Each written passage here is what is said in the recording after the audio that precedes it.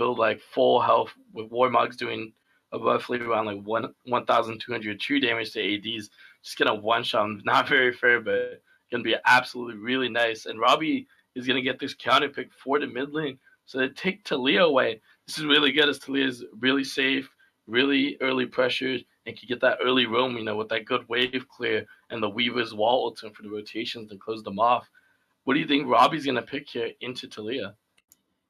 Well, knowing Robbie's picks, before I go back to the Robbie's picks, we actually see the Galio pick for the top lane, getting that high mobility pressure on the blue side here. They really are trying to look for closing the gap here and getting a huge team fight off. We'll see the Sejuani probably jump in and Galio following up with the hero's entrance. And I think Robbie here actually might go for something that would potentially kill the wave fast enough so that he can counteract the Talia push, which Xerath is perfect for that. Xerath can easily push out the wave, counteract it, and also follow up, especially when he hits 6 with the massive range that Robbie has on that ultimate. We'll see what he can do with the Xerath pick now in the mid lane. I believe he's still bringing teleport. It's a little cut off on my screen, but I believe he's bringing teleport this match. And we'll see what he can do against Talia's roaming potential. Yeah, really, really interesting pick here with the Xerath. Really strong, I do think so as well. But this makes the Galio pick on the blue side even more better. Having, Janna all magic damage, Gragas is all magic damage, Cho'Gath and Xerath as well. Only having really one damage to worry about for Galio. So if they could get this pick on Tristana, and then this Galio would just be able to soak up the damage, and being able to buy all these magic resistances is going to help him so much, as he's going to be able to get that increased damage resistance on his W and his ultimate hero's entrance. It's going to be really good pressure for the ganks and just for the lane having all the MR. Can't wait to see that Galio. Was really hoping to see it. Glad Crusher Cake brought it out here. Yeah, and the Galio pick, is, as you were saying, easily could build magic resisting go against the 4 of these champions. But also, Galio has the strong potential with the new Thornmail that we've seen in the past or these recent patches. Thornmail has been a big item for top laners these days, just because it's so much stronger than going straight Black Cleaver in the first item, especially if you're a tank, such as Galio or other champions like Jarvan. But what are your thoughts? Do you think Galio is potentially going to go straight for the magic resist against Cho'Gath? Or do you think since Cho'Gath has that true damage from his E, I believe, or it's health-based, I'm trying to remember, do you think he'll go for that Bramble Vest, or do you think he'll go for Magic Resist?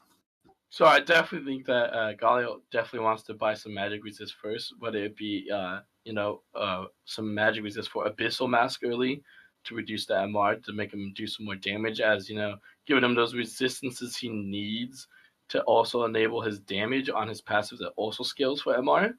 And for Cho'Gath, he only does magic damage, and with his new E being health-based magic damage and his ultimate being true, he doesn't have much to worry about. So if he builds that Abyssal Mask, he'll get the MR he needs, he'll get the health and the catalyst for those easy sustain in the lane and the extra health he needs to survive the Cho'Gath ultimate.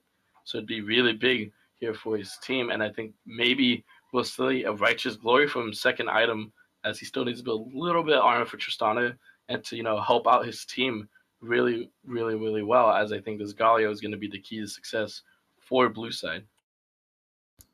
Yeah, the Galio pick here, such a strong pick, especially with this giving the Sejuani the perfect initiator for these team fights here.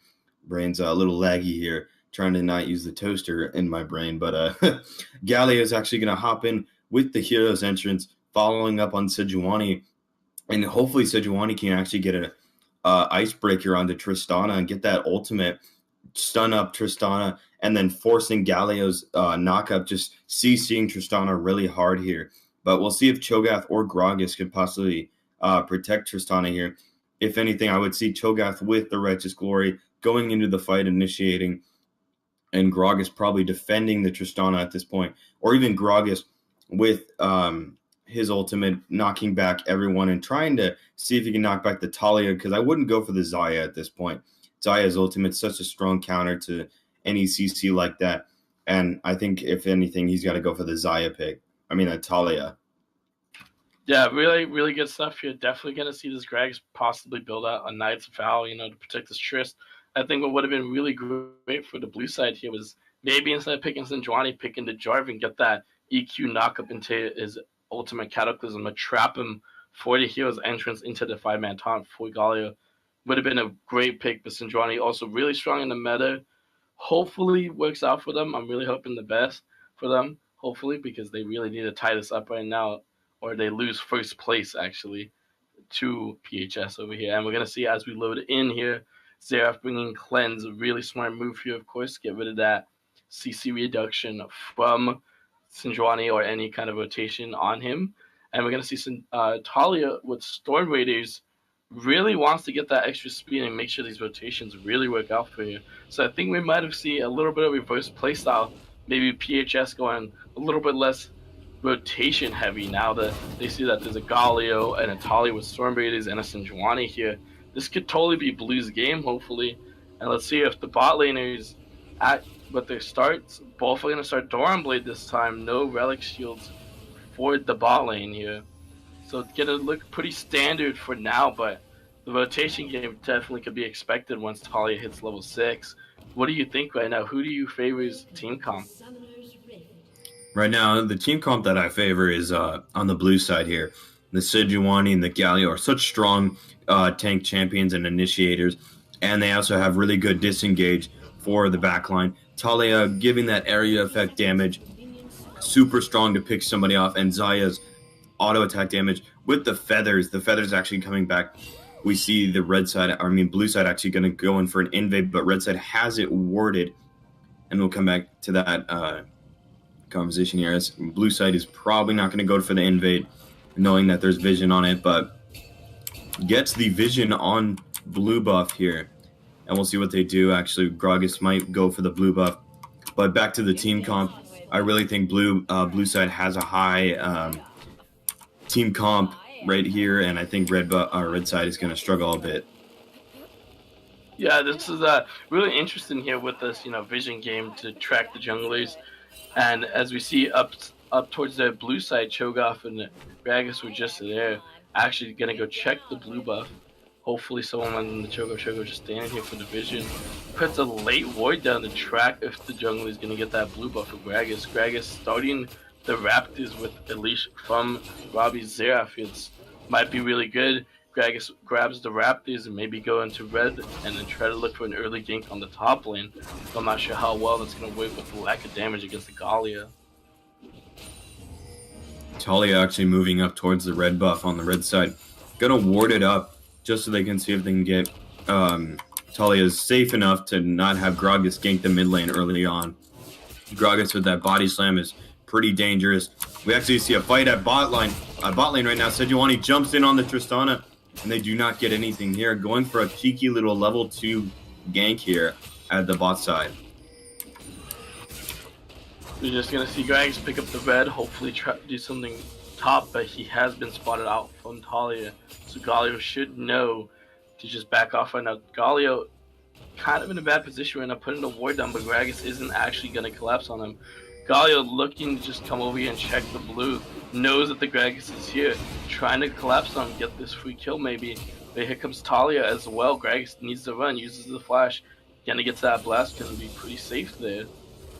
Gragas was forced to use flash, but this was actually pretty good here, as they know Gragas won't be able to flash body slam within the next 3 minutes. This could be really good for blue if they enable something. Oh, and then the bot side right here, Rakan missing the grand entrance ever so slightly again. Using the exhaust really early there. That could have been really good right there for them. But as I was saying, having the Gragas' flash down really early enables no flash body slam combos, and that could be really good as long as they keep tracking them that the Gragas won't get the early snowball going within the next 4 to 3 minutes here. Can't wait to see what they're going to do with it. What do you think is going to happen here for this blue side within this next 6 minutes, as we see that this is probably going to determine the game with the early game team fights they're having? I think as soon as the blue side hits 6, they're going to try to go for something here at the bot lane, knowing that Tristana and Janna actually in that first fight, we didn't catch this, but they both flashed. Both flashes are down on the bot side. I think Gragas is going to have to focus near the bot side just to help them out, just in case, because Xayah does have her flash up still, and heal, and Khan actually has his flash up also. But as soon as they hit sick, I think Talia is going to roam around a lot, and Talia actually gets a knockup on Robbie this time. Robbie bringing cleanse this game. Really strong against Sejuani and both Galio this game. We actually see a fight going on in bot lane. Just on a jumps in, gets rooted by the feathers, but we see the heal coming out from Xayah, forcing Xayah getting forced the heal out of her. And we see Janna actually, since she built Ardent Sensor, we see the heal on Janna this time and barrier on Tristana. This is a really good decision, obviously, as Ardent Sensor really big here, as we see Cho'Gath actually getting a knock up on top, trying to fight that Galio, but once again, Galio with the damage reduction in the MR, just so powerful against magic damage dealing champions. Not sure this Cho'Gath try to summon, maybe get a fight going soon on that Galio. Khan getting the grand entrance on bot, almost killing the Janna. Gragas accidentally taking a tower shot in the mid lane, gets some to join. This might be a free pick right here for blue side. Gonna force it out, gets first blood. That is worth for blue side as Sinrani barely picked it up as Robbie's animation was going a little too slow on its Q. Tons of action already throwing down. This is great to see from both sides once again. Really good action to see. But blue getting that first blood gives them a little bit of that edge with that 400 bonus first blood goal. Yeah, and we see bot lane right here actually going for a little bit of a trade. Xayah getting pretty low. But that last fight there, we saw Gragas go in for that body slam, and Talia flashing away right away, knowing that Sejuani was there and possibly make a play here. Galio actually backs off here with the rupture coming in on the bush. So now we'll see if Galio teleports top lane. I don't think he will, but we'll see. What are your thoughts on the Gragas ganking mid that early right then? So I think they want to give actually, as we see, nice flash by Robbie. Didn't take extra damage, didn't get that slip from Sinjuani. Could have been really bad. I think he wants to start snowballing Robbie again, as Xerath really getting that massive gold early. He's going to do lots of damage, and really good damage from far away, being really safe here. And maybe wanting to get some ultimate to help him in the room. Sinjuani right in the try as Janna wanted the ward. Perfect pick here for Blue. Get the stun on Janna, gonna finish it off. Tristan trying to find the kill on Xayah. Xayah just gonna run away right here. We see a teleport from Cho'Gath and a teleport from Galio, mirroring the teleport on the Cho'Gath. Galio with the ultimate to make sure Sinjuani doesn't take too much damage. Get the knockup, get the double knockup from Khan's grand entrance into the taunt, into the stun. See if they can finish it off, and then Cho'Gath just flashes away here. Kind of sucks that the Xayah was a little bit low health, as those were some really good CC chain moments, but just not quite having the damage yet, as 2 tanks and 1 support, and wasting the key abilities already for the damage on those tanks there. Really good stuff so far on the blue side. Yeah, blue side using their early game potential. We actually, Gragas here going for the enemy's jungle this time, but back about the blue side. What really good follow-up teleport Galio had right there. He saw the Cho'Gath teleporting bot side. He teleported with him, and actually was able to get the flash out of Cho. He didn't get his, he did not get Cho himself, but he got the flash, which gives him a higher potential of fighting at topside, because Galio is just such a punisher in the laning phase with that high AP base damage on his abilities here. Galio following up with the ultimate at bot side, giving them the potential to fight for Tristana. Did not pick it up, and we'll see what they do here. I want to know, and I wonder what Robbie's going to do, because as you can see here, Robbie and Talia are just back and forth right now, just farming it up. But Talia's had some good roams this game. What do you think?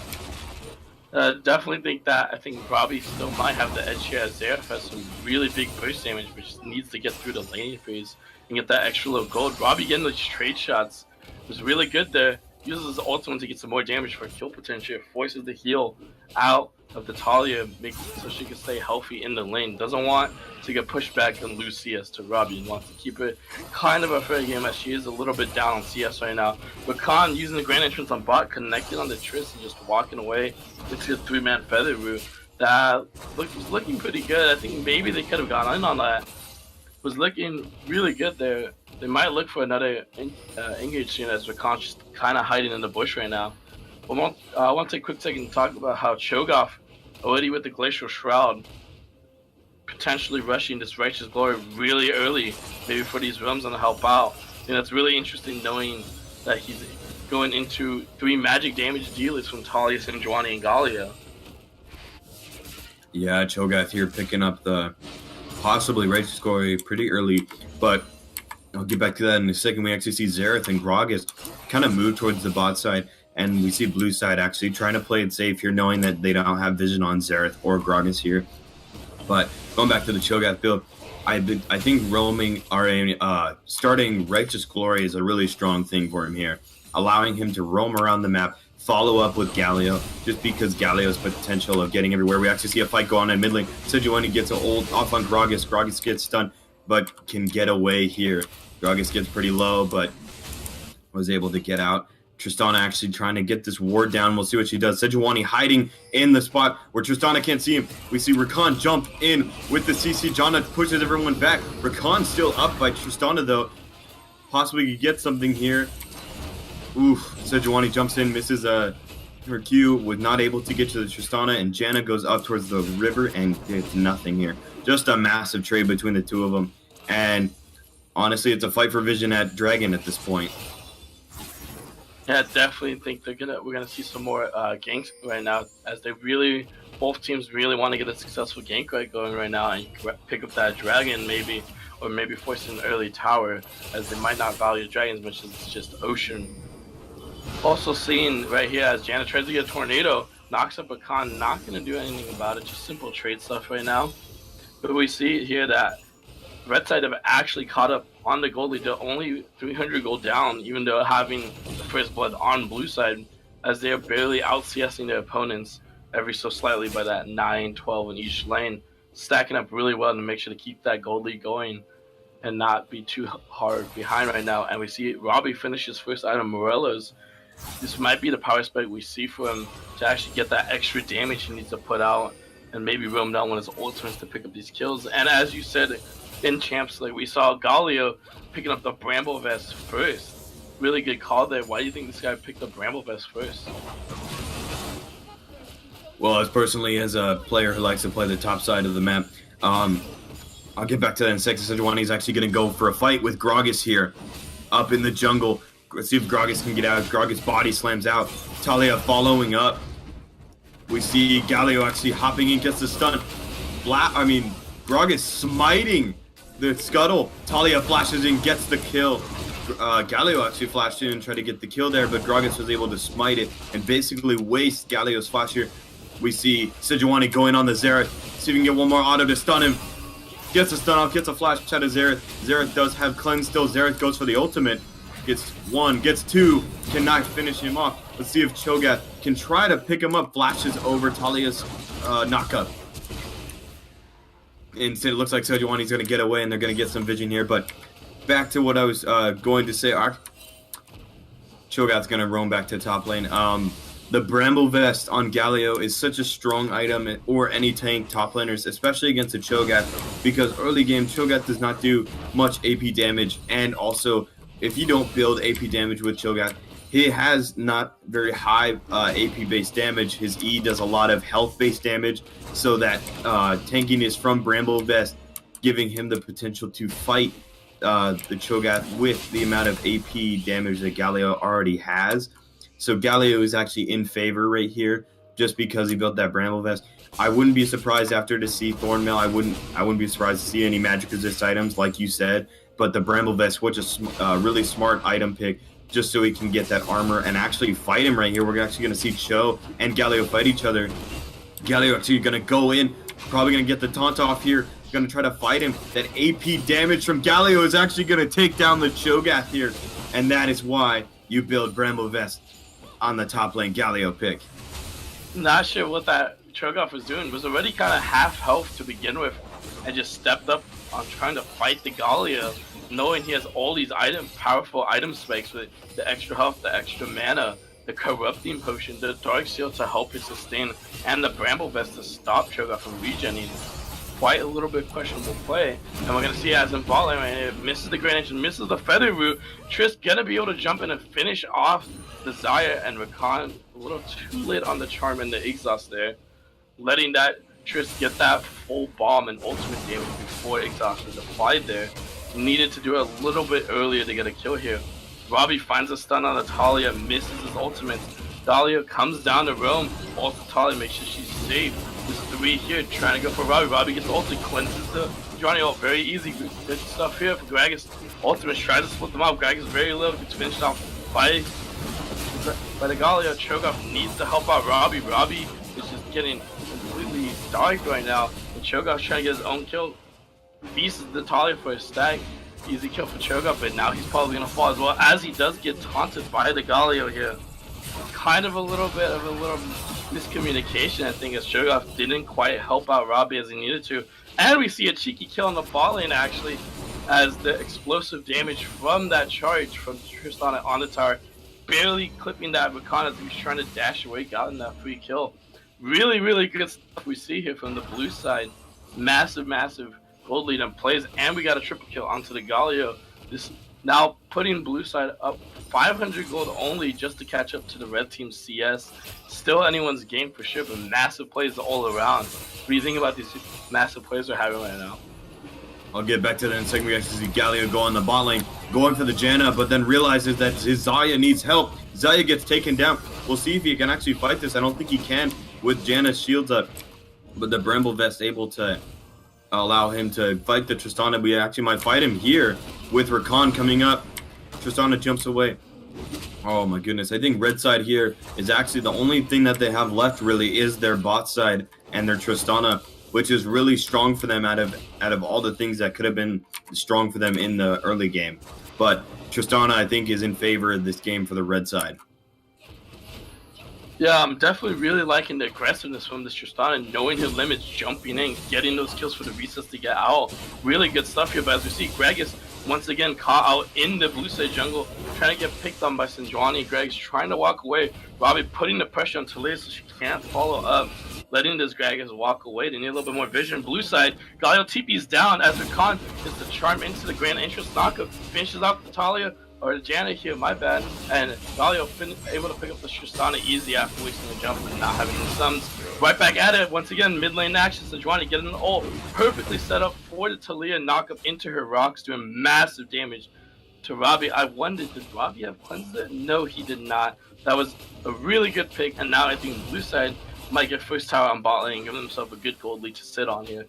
Massive plays all around. This is such a great game right now. Yeah, this game and last game have just been such good matches. We see the blue side now actually using the knowledge that they gained from last game about the early game lead that red really has. And we'll see if red side tries to force this game late with the Cho'Gath and the Tristana damage, because Tristana now is their highest DPS on the red side, I believe. And Robbie's going to have to try to pick up some slack here with the amount of snowballing that Talia is moving into right now and how far ahead she is. And Xayah, Xerath, is going to have to farm it up and try to pick up the pace. So as we see here, a little bit of a difference again, Ardent Sensor on the shield support here, and Rakan doing kind of the same thing as last game, rushing the Sightstone into Ardent, but I really like the change she made now. Instead of rushing the Ruby Sightstone, as wasting that extra 1,600 gold isn't worth it, as he doesn't have active items to get the active item CDR reduction yet. Actually going to start getting the Ardent Sensor with that Forbidden Idol. Really liking how the blue side now using their own rotation game against them on the red side and having that early pressure. Cho'Gath was trying to solo this Rift and caught him out, voicing the flash out of him. I'll be doing good damage here. Everybody in weird spots trying to get out. Nothing too crazy here. Everybody just gonna get away and stay a little bit safe. This is such a great game. Absolutely loving it. Good builds all around. And actually, Sejuani flashes in, tries to get the ultimate Robbie. Robbie cleanses away Janet with the ultimate. Talia don't off Robbie. Robbie's gonna have to get picked off right here. Gag's coming in with the saves. Robbie now sitting back with the Arcane Barrage ultimate. Dalio flashing in with a massive 4-man taunt. Getting this dive initiating happen. Exhaust on the Triss. Good peel for Cho'Gath in the backline. From the back with that TP Righteous Glory, trying to find a pick on Zion, not going to quite get it. Gets bursted down from the Talia damage. Trish trying to find the kill on the Gala. Flashes in to get the kill. Didn't have enough time to reset on her jump to get away. Really big plays here. Really well played from everyone. Massive, massive plays. See if they go for a dive right now. And red side just might respect them and back away. That was a massive fight. That was a huge takeaway from play. I cannot wait to see what keeps happening. We actually see the Janna here get really low, had to flash away, and I believe Talia did not use flash there, but now we see that Xerath and Cho'Gath are coming back alive right here. But the potential, the blue side is going to pick up Herald and try to go probably for the top side and push out the lane here and see what they can get from it. But that team fight was a big push for the blue side here. And as you see blue finishing up this rift here, might take a top, probably just recall and reset and regroup here. And as we saw, this Galio with all these kills from his massive damage, base damage is too high in Galio, finishes the Thornmail, picks up the Abyssal Mask, just what we thought, having this really good tank and damage mix, and he picks up Sheen, probably going to build into an Iceborne and keep that aggression going. Really good stuff to see from this Galio. Yeah, and as we see here, we talked about this earlier on, the switching lanes. Tristana, Janna probably going to switch lanes with the Cho'Gath here. Allow Tristana to push out the top lane, just because since there is a turret there, Tristana can free farm a little farther up towards the blue side. On bot side, she's a little more unsafe if she wanted to try to free farm at the bot side. So it's really smart by the red team to actually swap lanes here. And we'll see Galio's actually going to push out the top lane on this one. I like the change in the builds for these ADs here, as we see both of them buy an IE here. So Xayah preferably really likes to get that Essence route, but they know they can't let the late game scale up. They need to keep the aggression. And looking like she already has a Zeo, might build into an RFC for the extra range, or maybe a shift for the extra burst. Yeah, really liking these builds coming out from both sides. I want to see Gragas give away the blue to Bobby. Bobby kind of in a spot right now where he can't do a whole lot, as he just kind of does poke damage and really hope for the most. Tristana finding the Recon as he's trying to ward, just getting a grand entrance out of there. Nothing too serious. Grabbing the top lane for blue side. And now that they grab the top, they're going to use Rift's first initial damage to half of the second tower incoming. And now as the blue side is getting group up for top, they need this Cho'Gath to come back up. Cho'Gath is currently in the bar right now, running back up, doesn't have TP. Talia walling off the red, so they're now in there.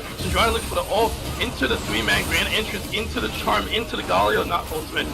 Massive triple kill. Really well played here. Starting them all into a choke where they had to get womboed here. Good plays here from the blue side.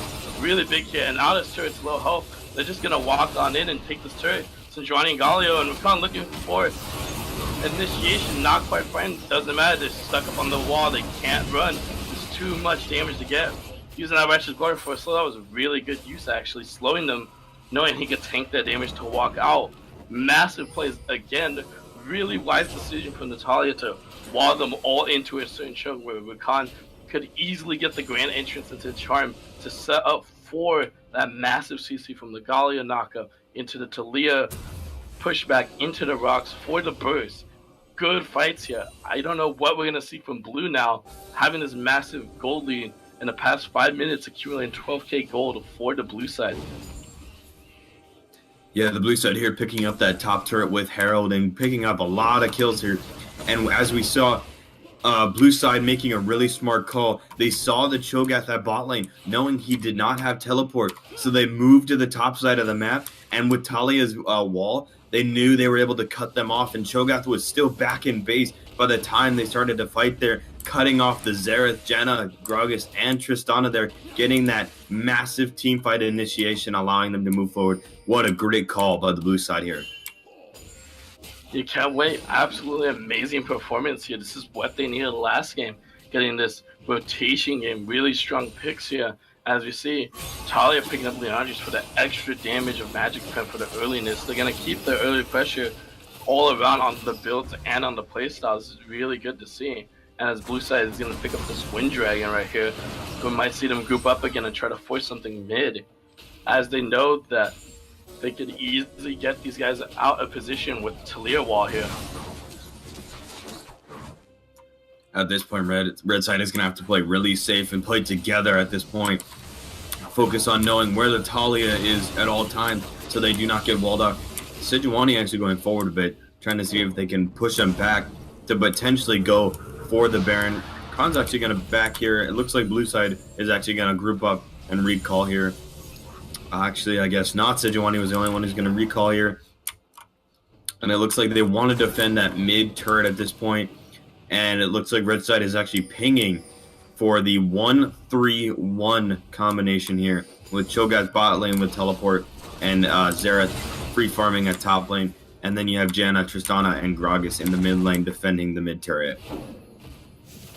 I think red side here, PHS trying to do the same strategy again, doing a 1-3-1 split, trying to split up their team, knowing they're so strong together with the Sejuani, the Galio, the Rakan, with this massive AoE damage follow-up from Xayah's Feathers and Talia. But I'm not too sure if they're going to find this split. They know they have to be together because they know they're not strong enough to fight them. This total blue side is just in total control right now. Not too sure what the red's going to do here, but they can't let themselves to keep getting engaged on like this, whilst blue's going to get the CC chains they want and get the fights they want. Xerath actually going to initiate in with his ultimate, try to see if they're doing Baron. I believe that was the whole point Robbie was doing there, was to try to see if they're doing Baron. And actually now they know that Robbie's ulted down, so they're going to go for Baron here and try to see what they can do. Cho'Gath is back at base. Going to probably buy something and teleport in. We'll see if Rakan can keep away the Xerath at this time. Talia is going to wall off Janna and Gragas. Gragas ults in. We see the teleport coming in from Cho. Rakan getting in onto the Xerath and the Tristana. We see the Feather Storm come out, and Galio actually follows up on the Sejuani. Gragas gets almost taken out, flashes out. Sejuani still is able to take a lot of damage there and tank it. Cho'Gath here to see if they can try to get out. And actually, the red side takes the Baron. I didn't even notice that yet, but Cho'Gath able to flash out here. Blue side actually loses Baron to the red side. So interesting here, this was actually the turnaround that PHS really needed to steal this Baron. So they threw a ward into the pit, let the Cho'Gath come in, and they know that Cho'Gath has the highest smite than junglers. Smite right now for Sejuani only doing roughly 760 damage. As we know, Cho'Gath does 1,000 flat damage to monsters, and right now with rank 2 ultimate, able to do 1,200 true damage. Was able to easily steal the Baron away from them. They tried so hard to split them off with the wall and the Rakan here, but this might be what PHS needs. Get the Baron, recall, reset, and now try to group fight them again, knowing that Talia's wall is down, the heal is down, and the ult is down for Xayah. This might be what they wanted all along. Exactly what you're saying. The red side that was really needed for them to make sure that the blue side did not get that and have the push potential. We'll talk about that in a second. Talia actually looking for something in the mid lane right here. Sejuani is going to ward up a bit, try to take down as much vision as she can. Red side here, yeah, taking that Baron is really strong for them, and it possibly has the potential of keeping them in this match, allowing them to go into the later game. With this meta, we know that later in the game, that's when everything starts to end up, just because the way the meta is with the Ardent Sensor and the amount of tank potential that people have, and that 80 carries are usually the strongest late game. That is usually when we see the game ending. As we see here now, looking at the builds, Xayah picking up that Quicksilver Slash, making sure she can stay extra safe, making sure she just doesn't die right now. Cho'Gath picked up the stone plate at, was enabling them to be that massive tank they needed so he could soak up that damage and really be there. If blue doesn't finish soon, red could make a comeback with the scaliness of Tristana, Cho'Gath, and Xerath. Like him could be really, really punishing to them right now. As I'm sure that's what they're using this Baron for, just to total it out, get a little bit more farm levels, and scale out this game. Do you think red side here actually has the potential to beat blue on the late game? I think red side actually has a really strong potential, especially with the Tristana pick, giving them a high amount of damage. Xerath able to farm it up and give them the potential to out-damage Xayah and Rakan. You saw that last fight, Xerath and Tristana actually got caught out by the Rakan, was still able to get away and deal so much damage to Rakan and Xayah, forcing them to back off. So I think red side has a strong advantage in the late game here, especially with the Tristana and the Cho'Gath pick from their side. We'll see what they can do with it this game. Xayah, the Lovers bot lane, is a really strong combination. They have a massive team fight, but I just don't think if Talia misses that stun and Xayah doesn't get close enough for the damage, I don't think they'll have the damage that they need to take out Xerath and Tristana this game. So something to point out here is they're just clearing out some vision. Actually, just jumping in, trying to find a pick on McCon, not going to grab much as it just uses his granite just to get out here. The Cho'Gath opted, not the Cho'Gath, my bad, Gragas, that's the wrong names. Gragas here opted into building an adaptive helm from all the magic damage and did not opt into building a more supportive tank build with Knight's Vow Locket. Kind of surprised that he didn't do that here. We're going to see maybe a little bit of a skirmish here. The dragon comes up, the clearing wards. Triss starts the dragon here.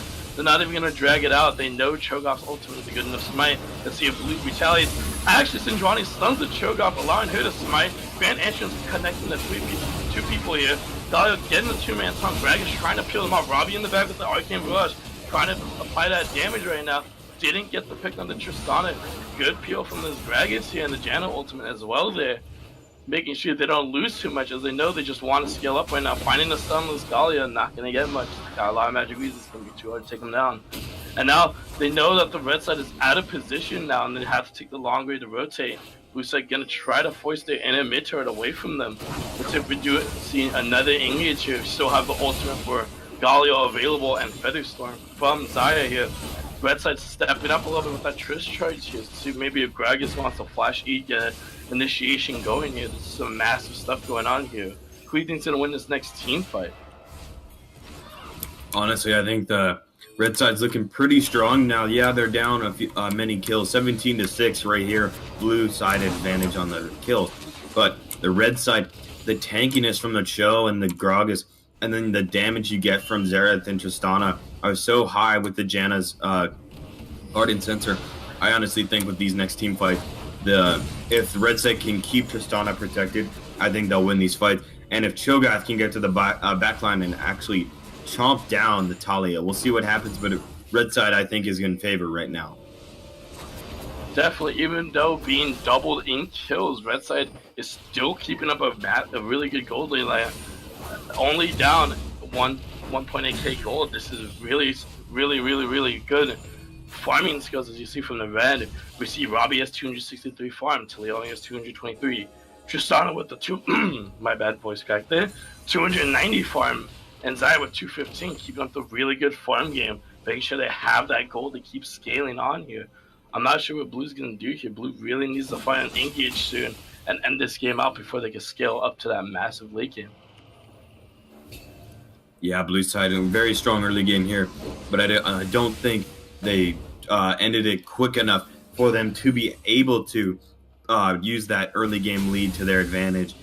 They have somewhat of a late game team comp, but I think in the end, the Tristana is going to do a lot more than this Xayah at this point. And even though they're down so much, like you said, the red side has been farming up just enough to where the blue side is actually down farm and possibly going to be down gold in a few minutes. We'll see. I was going to probably have a fight here near Baron. Sejuani actually jumps in on the backside, gets the Janna. Janna flashes back. Rakan, beautiful knockup. Galio gets in with the ultimate. They're actually going to flash in under tower. Xerath is probably going to go down here. Gets the walls off Gragas. Xayah actually going for the Gragas here.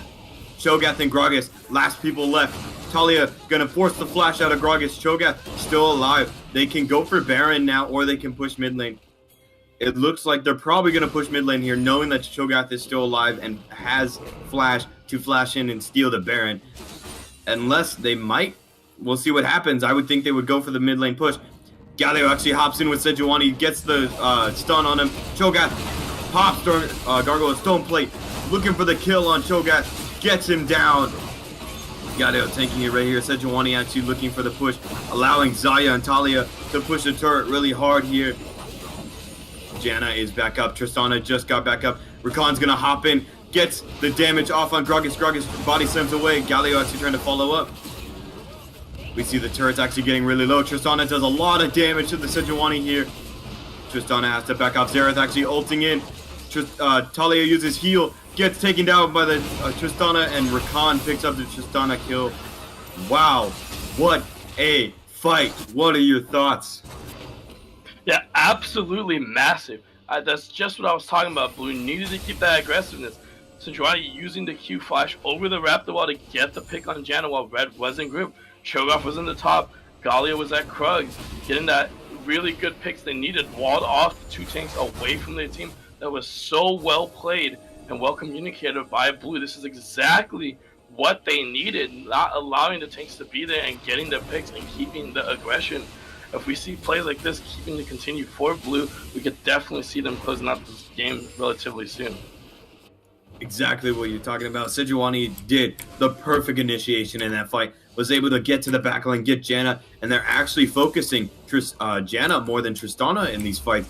And that's all just because of the shield and the healing potential that she has to save the Tristana. So they're like, why do we waste everything else on the Tristana? Why don't we just go for the main reason why she's still alive and go for the Janna? Sejuani picks up the Janna kill over in the red side jungle, and perfect play for the blue side here. Blue side actually going to try to take out all the wards they can and see if they can probably fight for Baron here. Galio has teleport up, so he's going to split push and fight. Galio actually going to walk up right now, knowing that they're probably going to fight very, very soon. Also, I want to touch back to that. We saw the Tristana melt this Sejuani within 5 hits. Really big, fat damage when this Sejuani has so many tanks of Cinderhulk and Thornmail almost. Having all those tanky stats, yet doesn't matter for Tristana's crit and Lord Dom's just ripping through those tank stats. If they can keep scaling for this, they'll have the damage to rip through the tanks. They'll have the damage to win these fights they need. I'm really hoping that Red can make a play back, but they're just letting these perfect picks coming from blue side. See Red with the sweep is trying to clear vision around Baron. Maybe they might pick it up. Blue doing Dragon right now. Not too sure.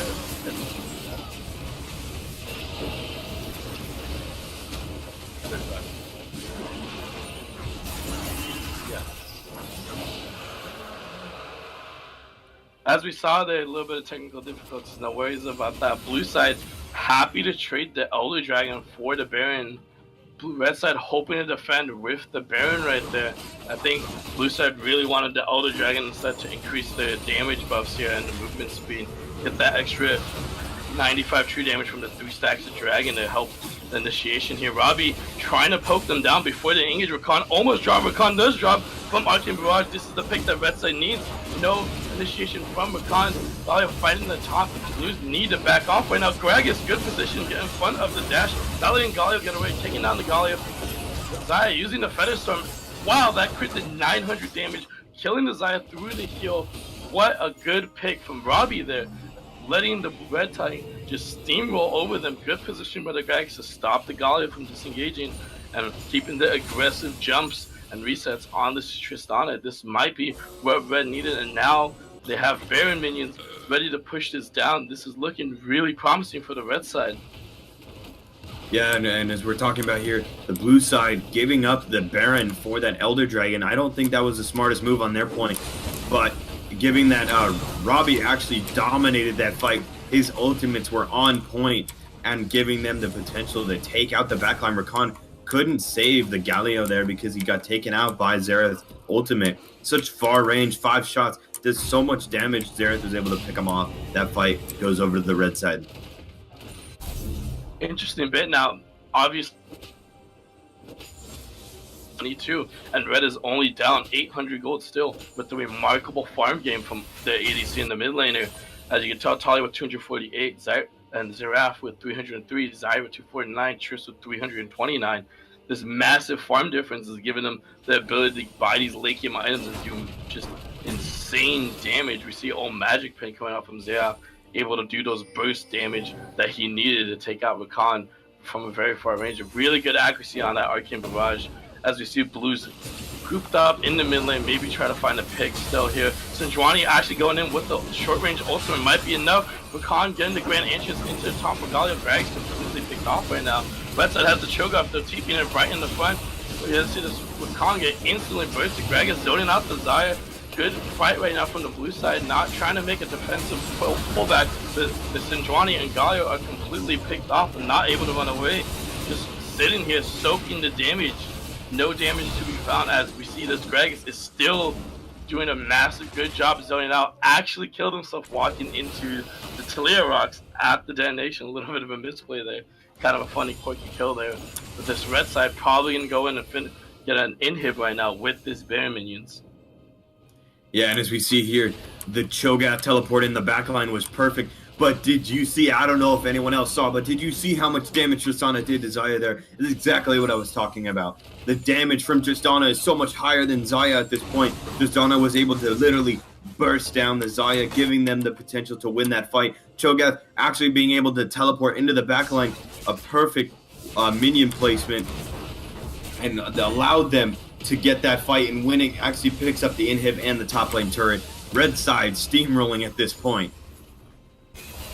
Yeah, red side making a huge comeback in just the mere past 5 minutes, and now the gold lead favors them almost 2,000 over. If blue doesn't get a fight right now, that really helps them out. Red is just going to get this massive gold lead and just steamroll them. Death time is again a little too long now at that 48-minute mark. His death time is going to start hitting about 80 seconds. If Red gets one more clean fight like that, this might be the game over for PHS and taking this series 2-0. Yeah, and as we've seen here, the Cho'Gath actually been going for the Rakan lately. I haven't seen him go for the Talia. Talia's been able to get away in most of these fights. See Galio at the bot lane with teleport at this point. Zera still has Flash and Cleanse, and now has Banshee's Veil, allows him to go for those fights. And Cho'Gath actually going to see if he's going to fight for that bot lane. Cho'Gath is huge right now. This is insane. This is so good for red side at this point. Yeah, as we see this Cho'Gath having mad amounts of armor, health, MR. I don't know how they're going to take down the Cho'Gath, especially with Zai not having the Lord Doms. They don't have the tank shredding capability for this. And it looks like red side coming in to get ready to fight. Maybe just take it into a dive. Janna in that backline tornado only knocking up Galia, not much to find. Robbie trying to lay down the poke. They're just looking for poke, maybe looking for a good engage. Rakan missing grand entrance and putting himself on the opposite side of the wall, making an instant pick really bad. Positioning right there. Bag is getting zoned out. Medicine from Zaya gets instantly deleted from the Tristana. The Johnny trying to make something happen. Not gonna find it. Galia left all alone by himself. Won't be able to do much. We just tank it up right now. Cho'Gath trying to find the kill onto Talia. Gets the knock, gets the slow. The grass pit. Getting these slows. Can he finish up the kill? Talia knocks him back. This is good for Talia, but we see the Tristana flash in and do massive damage. 837 crit right there, and that's gonna be the ace into the game right there. Massive plays for PHS, able to hold back the aggression and pull it back in the late game with this scaling pick. This was an amazing game, an amazing performance from PHS. What do you think WHS did wrong in that game that they could have done better to hopefully win them the game? I think the main thing they did wrong was they didn't use that snowballing lead that they had from the early game. They did so well in the early game, allowed them to get as far as possible, but they weren't able to snowball their lead, which they should have done because they had the potential from Talia and the top lane.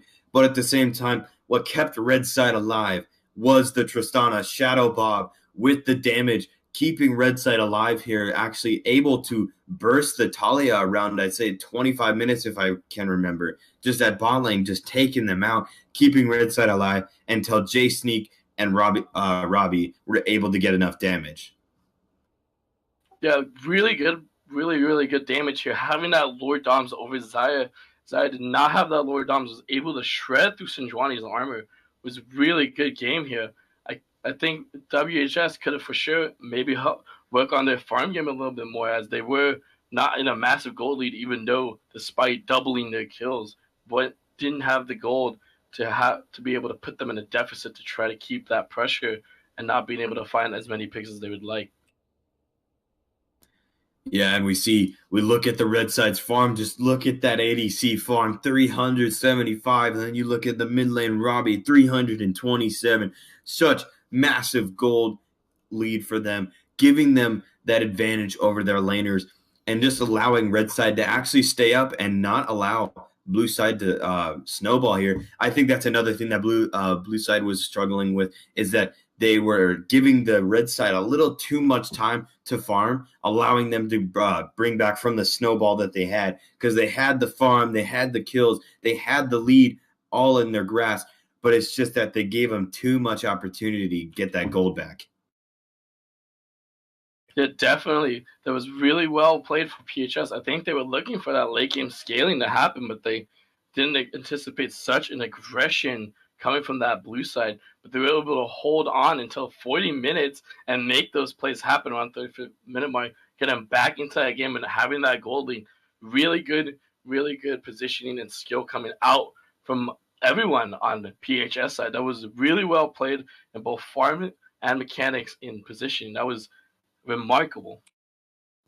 Yeah, and that game right there shows you that any game can be a comeback just if you put your mind to it. What a wonderful, wonderful 2 games that we got to see. Honestly, with the first match that we saw, the it looks like they had Robbie just popping off at the fizz. Looks like they had that game super easily. The second game, there was actually a point where Robbie was 1-4. What are your thoughts on that? Just like going from 9-0 to 1-4 in the next game, but still being able to pick up the victory. So I'm a little surprised Robbie didn't go for a roam playstyle, as we saw, banning out 4 roam mid lane playstyles here for him, and then decides to switch onto the Zera for the sit back poke damage. I'm not sure if it was the smartest pick. Maybe they didn't think they were going to get so much aggression on them, but I definitely would have loved to see him on a more, roaming, aggressivist playstyle. Maybe a Zed, maybe a different AP roam that wasn't banned. Maybe even a Cass, honestly, if they wanted that poke damage. But that Zeref pick really did work out for them in the end game as they did drag it to 40 minutes. It was actually ended up being a really well pick for them. Yeah, and Red side really needed to hold on to that game and get it to the late game, especially with this meta and the way it works. This meta is stronger in the late game, especially for the AD carries. Just allowing Tristana to burst down the Xayah. I was very surprised that the Galio actually wasn't protecting the Tristana as much. But as we saw, one thing from blue side I think was a mistake that was going on was there was too much initiation and not enough protection, if you know what I mean. The protection for on Xayah was not enough. Tristana easily was allowed to get to the back line, even without using her rocket jump, and was able to burst down Xayah, and then just lost the fight for the blue side. I think the blue side had way too much engage. They had the Rakan, they had the Galio, and then they had Sejuani, and I feel like right there, they honestly should have had Galio stay behind for a bit because they already had enough CC from Sejuani and from Rakan. And honestly, Galio should have been able to protect the Xayah here, but we'll see. Yeah, going back to that, that was not enough protection for the Xayah, but I think Xayah could have definitely built a little bit more. She did have the crit, but she did not have the pen needed, as her damage was very laughable to the Cho'Gath being so massive, able to just walk in and steamroll all over them. Yeah, the potential. Tristana just was able to burst them down. Gragas actually, I don't know if you noticed, Gragas was actually protecting her. Is high favor for the red side on that match, just with the protection from Gragas. If we saw a little more from the Galio, I think blue side would have had a chance that match.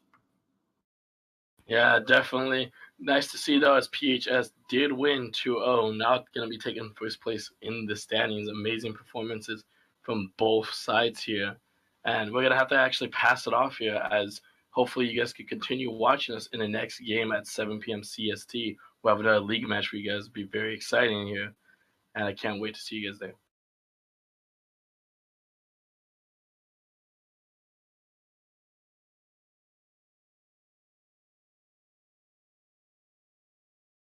And now that we're finishing up here, we'll have Elijah do an outro here for you guys. Thank you all so much for watching this game. In just a few minutes here, we will actually begin the next game, which will be GHS Esports Club versus the AHS Eagles. So stay tuned.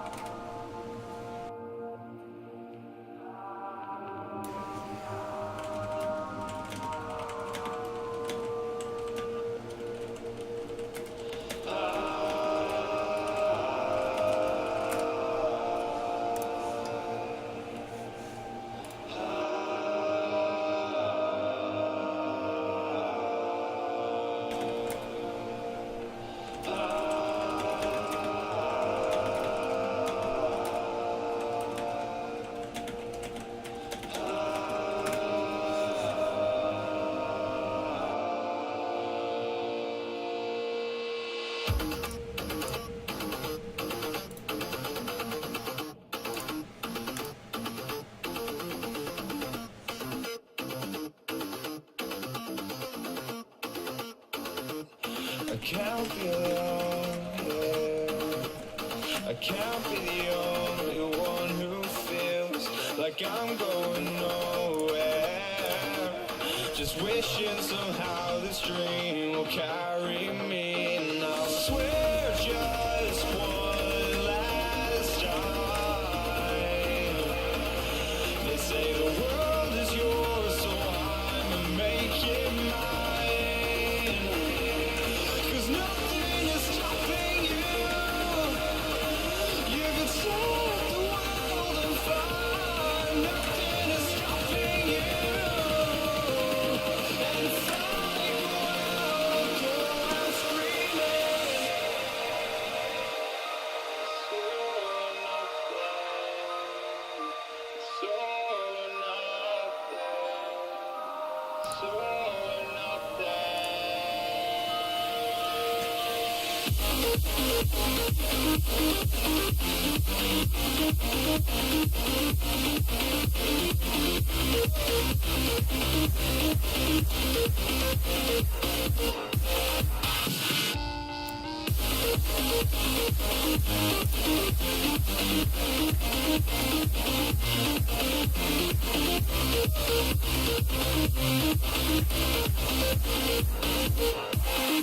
Cause nothing is stopping you. You can set the world on fire. Nothing is stopping you. And fly around, go out screaming.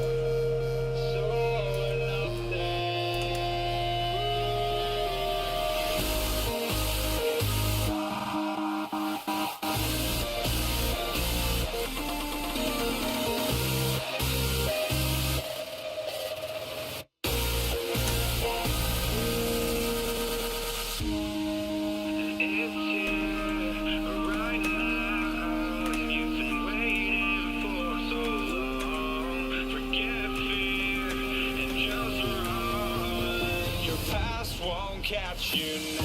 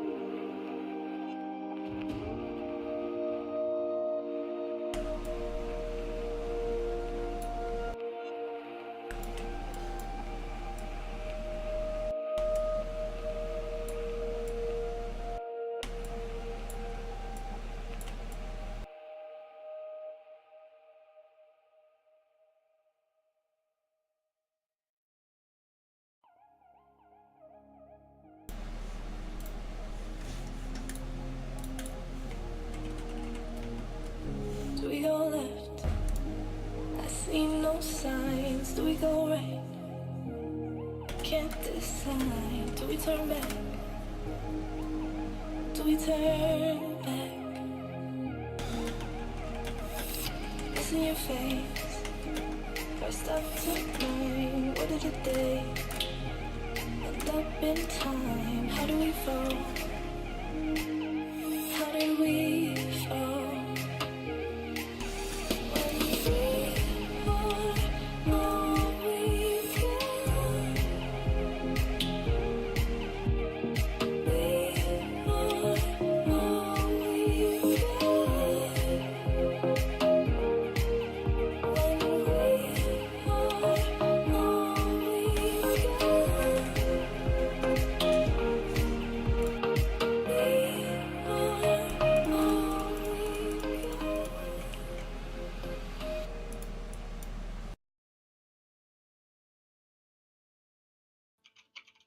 Hello, everybody. My name is HSEL Elijah, aka Squid. Thank you guys for sticking around, or if you're new, thanks for watching. And welcome to 8th High School Esports League Majors Round 3 League of Legends. We've got another great game coming up for you, and we've got two great catchers go along with it. We've got Reese, who we haven't heard cast in a while. It's actually been since last finals that we've heard his voice. And Nathan, who you guys just had the pleasure of hearing. How you guys doing today? Hey guys, I'm glad to be back. It's exciting to be back on the analyst desk, even though they're really exciting to be back on the analyst desk, and it should be exciting for the matchup. The teams do look a little bit stacked, so that should be fun. Yeah, this game is going to be good, and we'll see what happens here. I'm really excited about this one. We'll hopefully get the game started very, very soon. All right, right now we're just sitting and waiting, getting everyone set up at this point and just trying to get the game rolling. We actually are going into picks and bans right now. Ban first. Sonic gets the first ban.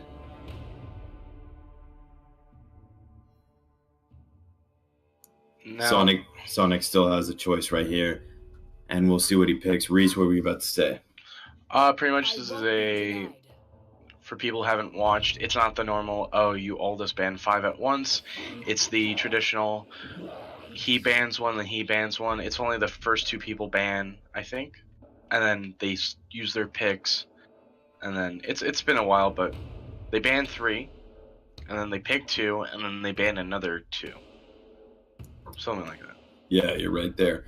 All right, on the left side we have AHS, and on the right side we have GHS taking each other on. What are your thoughts on the Soraka pick here? Because honestly, I'm a little questionable about that one. Yeah, Arden says they're strong right now, but wouldn't you want to go for something on a Janna or a Lulu? No, getting rid of Soraka is a high priority because if you have a tanky team and an ADC that can withstand CC, like say, I thought you said okay for a second, but that was Ramus. Say you go against, I'm trying to think of like ADCs off the top of my head that, like say Lucian, even though he's not really played bot anymore, but characters like him could easily withstand a team just coming at him with a Soraka. So banning her is pretty key because healing is her whole kit pretty much. That's all she does. So Iron Sensor goes hand in hand with her. Janna isn't as good as she used to be because all the nerfs she received. She received 2 hot fixes after they quote-unquote nerfed her. And she's still okay. She's not good.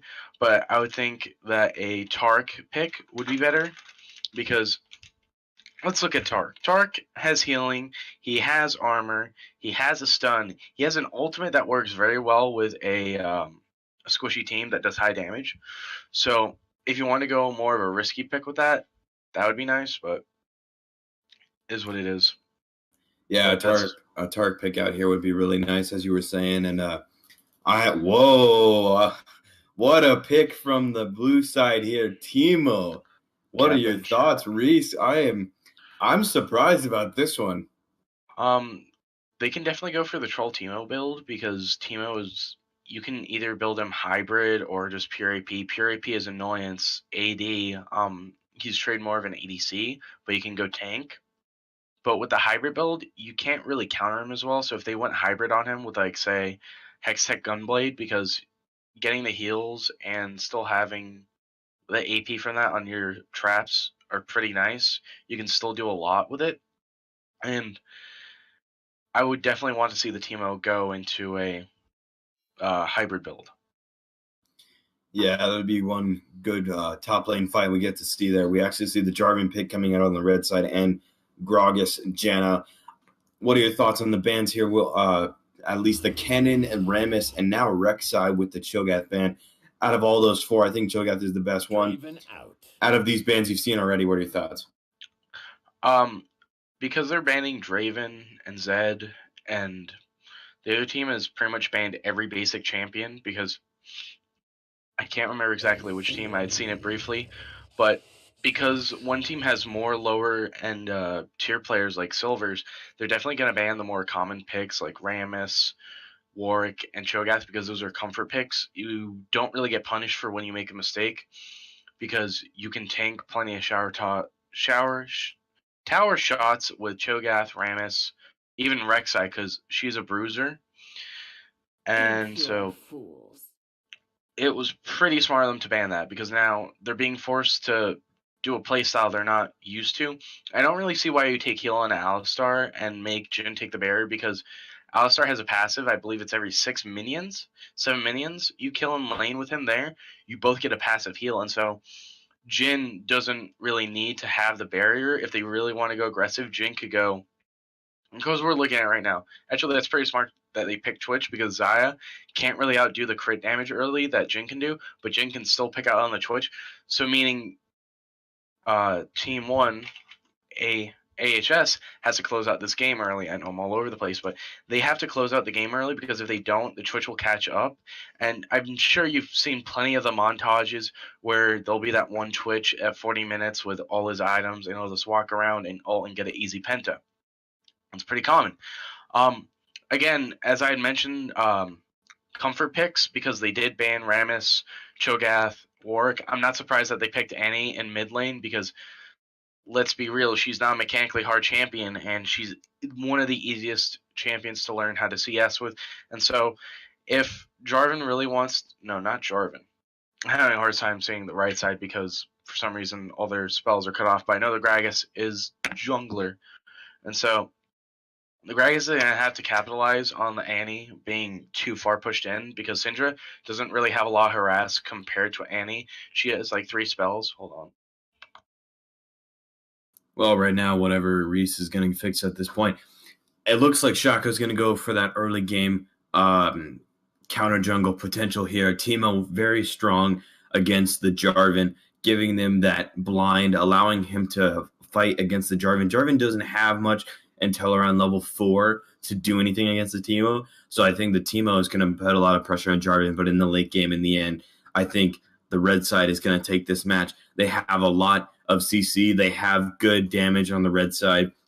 And on the blue side, we just see the Shaco. A lot of early game damage from Teemo and from Shaco. You get a fair amount of damage from Annie, but we won't see much damage in the late game from Jhin or Annie specifically. Annie, you'll see some in the early game, but a lot more in the late game. You got 2 ignites on the blue side. We'll see if they can use that to their potential for possibly ganking mid. Gank doesn't have much roam potential as Annie does.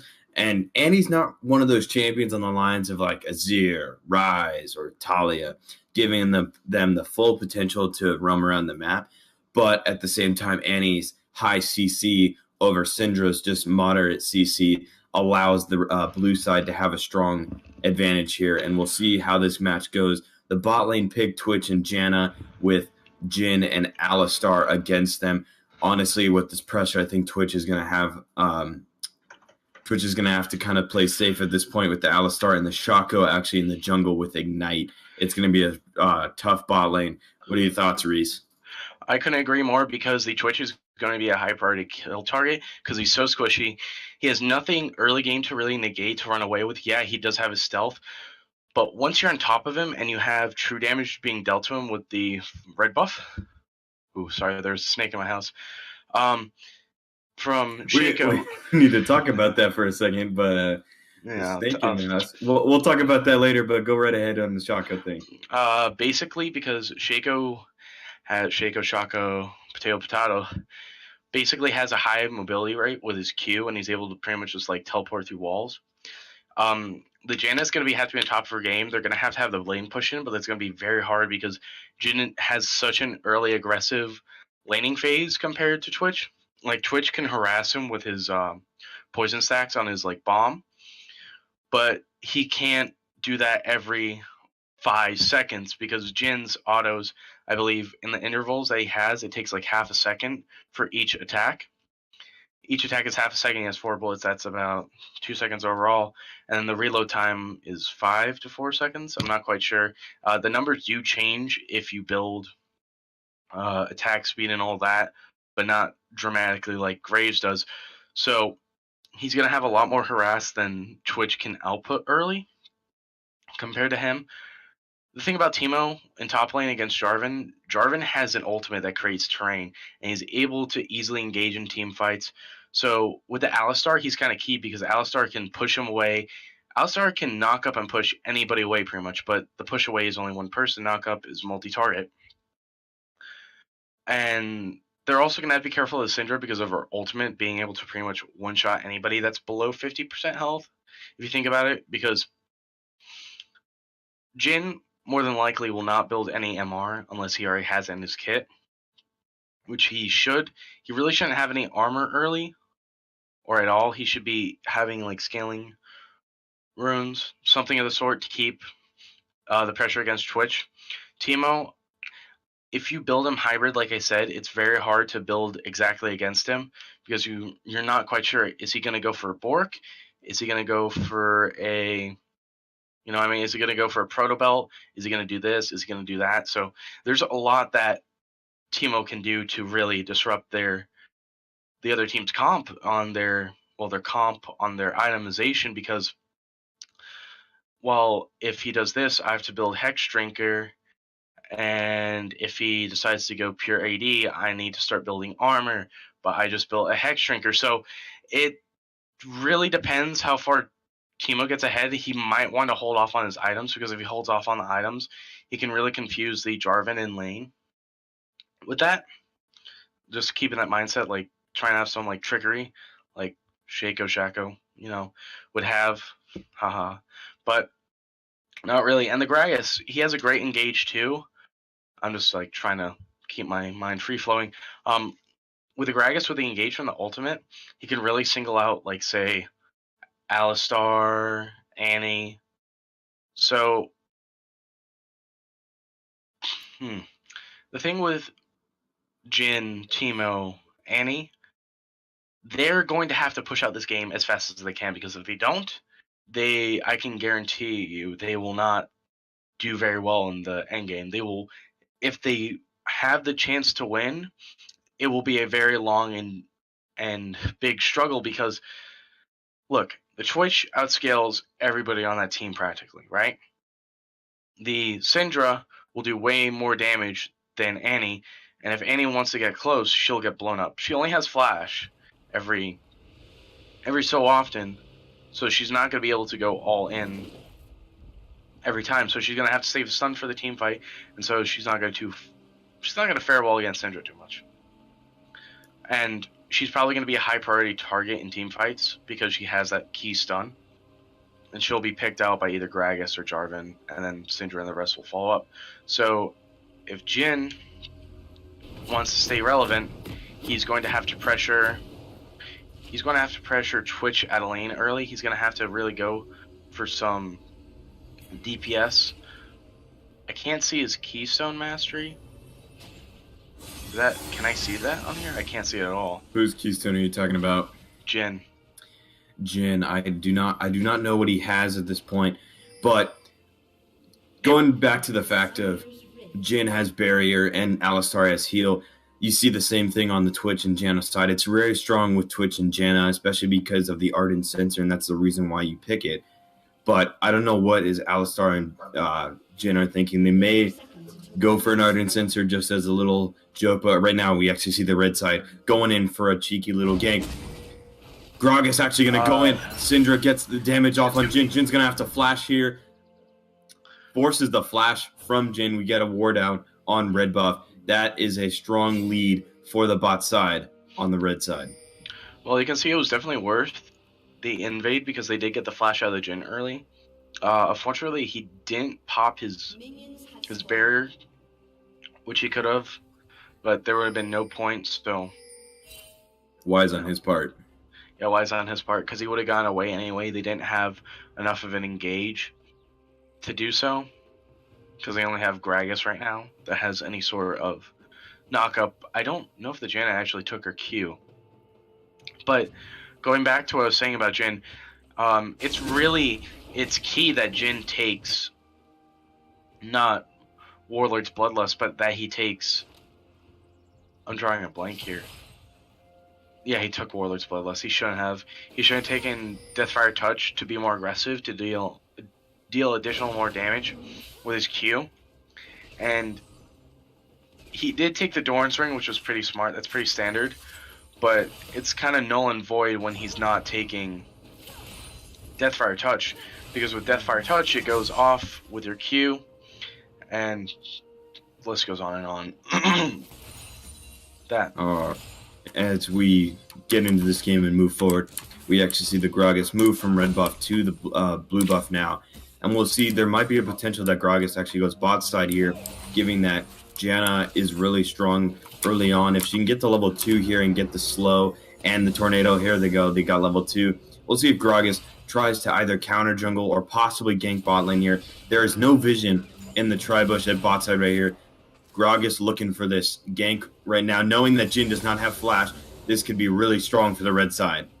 It could also be really risky because Alistar could easily knock him into turret range, and then Jhin could combo that with his W, so there's definitely a big risk factor here, risk to reward, so he's definitely going to want to back off. He's just going to go for a passive camp. I understand why the Twitch would want to build a Cole, because, again, he's trying to get to his late game as fast as he can, because he knows that the Jhin and pretty much all of Jin's team can't do anything to him once he has those 3 core items, pretty much, as long as he sits on the backline. But it would have been more gold efficient if he had actually bought a Relic Shield. This is pretty common right now to build a Relic Shield on top of Twitch.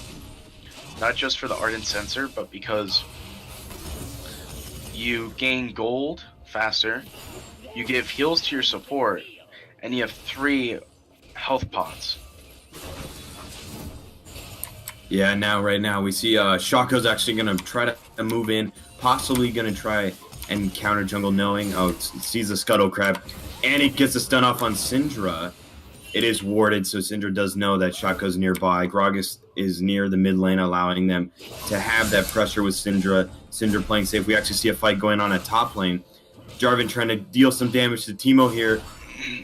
Gets some damage off Teemo running away. Flashes, both of them get the flashes out. Jarvan very close to the Teemo. Good play by Jarvan there, getting Teemo down. Probably going to force the teleport out of him, and hopefully let's see if Jarvan can get the minions to die under this turret. We see Shaco in the mid lane with Annie at this point.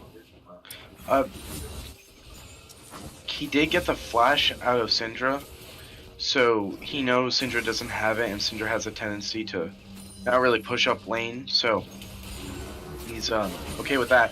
But like I had predicted earlier, this would be a pretty opportune moment for Shaco to engage on bot lane, because I called it. I'm like, hey, this Twitch is going to be a little bit careless. He's going to definitely want to push in lane. Not just to deny CS, but because he's Twitch. He's going to have that aggressive playstyle. He's not going to want to hold back.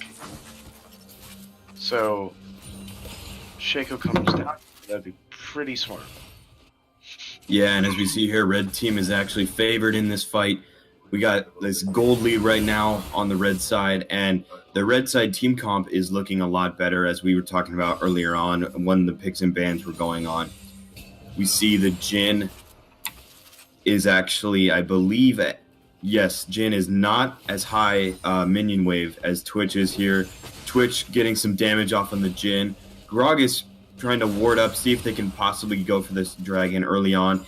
Annie really high. Ultin, Ignite, goes for the kill on Syndra. Syndra ults back on Annie. Tibbers looking for the kill, cannot follow up. And Syndra backs off with such low health here. Gragas actually going to go for the fight here, knowing that Annie's flash is down. Annie is forced to stun him. Annie gets flashed on, and the first blood goes to Gragas. Gragas gets first blood. Bot lane was ready to follow up just in case anything happened to Gragas there. Good job by the red side. Well, that was pretty smart of GHS to go in for that, because the Syndra knew automatically that the Annie would want to all in at level 6 because she has her stun, she has this, she has that. He's going to be forced to barrier here. He's also going to be forced to flash. Twitch is going to get the kill out of that, mainly because he had flashed just far enough to pull his E. Yeah, we see the fight down at bot lane given towards the Twitch, allowing him to get stronger. That's going to hurt the blue side this game a lot, actually, because Twitch having that late game potential against the Jhin. Jhin does have late game potential, but in the early game, Jhin is a lot stronger than Twitch. So by Twitch getting the kill onto Jhin at this point, it's going to give Twitch the early advantage to this game and hopefully allow Twitch to snowball his lead here. Well, currently, Shaco just ran into the other side and was like, hey, I'm going to take your red while you're ganking bot. Really wasn't worth the trade. He could have ganked top.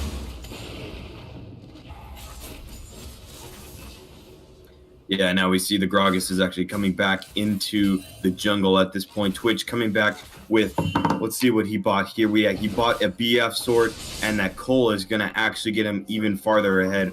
I think Twitch here, as soon as he gets spray and pray, is going to be in a higher lead than Jhin at this point and kind of try to snowball it with the Gragas. Syndra poking down the Annie taking some damage here. Annie does not have Ignite here, so she possibly could kill Syndra, but I don't think she has the damage to here. Syndra actually ults in, gets the stun off. Annie did have flash, so Syndra still going in, gets a turret shot on her, and Annie flashes away. Shaco actually going to come in? Possibly no, he decides to go away. Gragas and Twitch making a good call, knowing that Shaco was in the top side of the map, takes his red buff and goes on. Twitch getting a huge lead here, allowing them to move on with this match. Twitch is going to be their main damage dealer in this fight.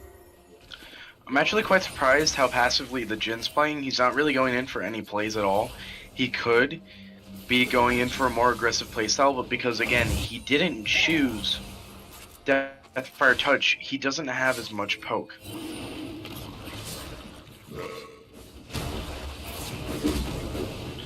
We can see the fight coming out here, and the... Oh, well.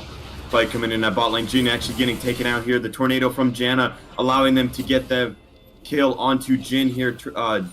Alistar, we see Gragas actually coming down. Probably going to try to take out this Alistar. Gragas does have ultimate here. Alistar also has ultimate up and ready to go. Annie roaming down. Actually, is probably going to get the kill on Gragas here. Gragas gets a CC, gets Annie ulted down and gets the Gragas kill. Annie couldn't get the stun here with the W. Gets the stun on Twitch. Actually uses the Ignite here. I'm surprised Tibbers is still going for the Janna. Twitch actually going to turn this around with the Janna ultimate and picks up 2 kills. Twitch is on fire. We see another fight actually breaking up at top lane. Teemo's looking for the fight here. We see the master emote from Jarvan allowing him to get away, and he's just going to recall from here. But the amount of pressure that Gragas has put on this bot lane and this mid lane has allowed the red side to move forward in this game a lot farther than the blue side. That's probably the worst trade deal I've ever seen in history. Because the Jhin, looking at the Jhin, he's quite far behind. He doesn't have much CS, and each kill that Twitch gets is about 20 CS. Because 20 CS is about worth 1 kill of gold. So effectively, he is an 80 CS ahead of Jhin. And so...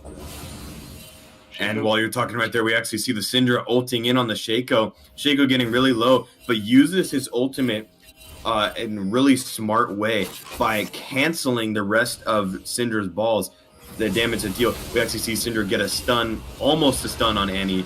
Not fully, but does a fair amount of damage. You'll see if Gragas actually tower dives Annie here, trying to go for that first tier turret in the mid lane. Gragas does have ult up, gets some damage from the Syndra, gets a slow. We see Gragas get stunned, but Syndra gets a stun onto Annie, and Gragas picks up the kill. We see actually, at top side, we see the Jarvan picking up the kill on Teemo here, allowing him to push forward. Teemo does have teleport.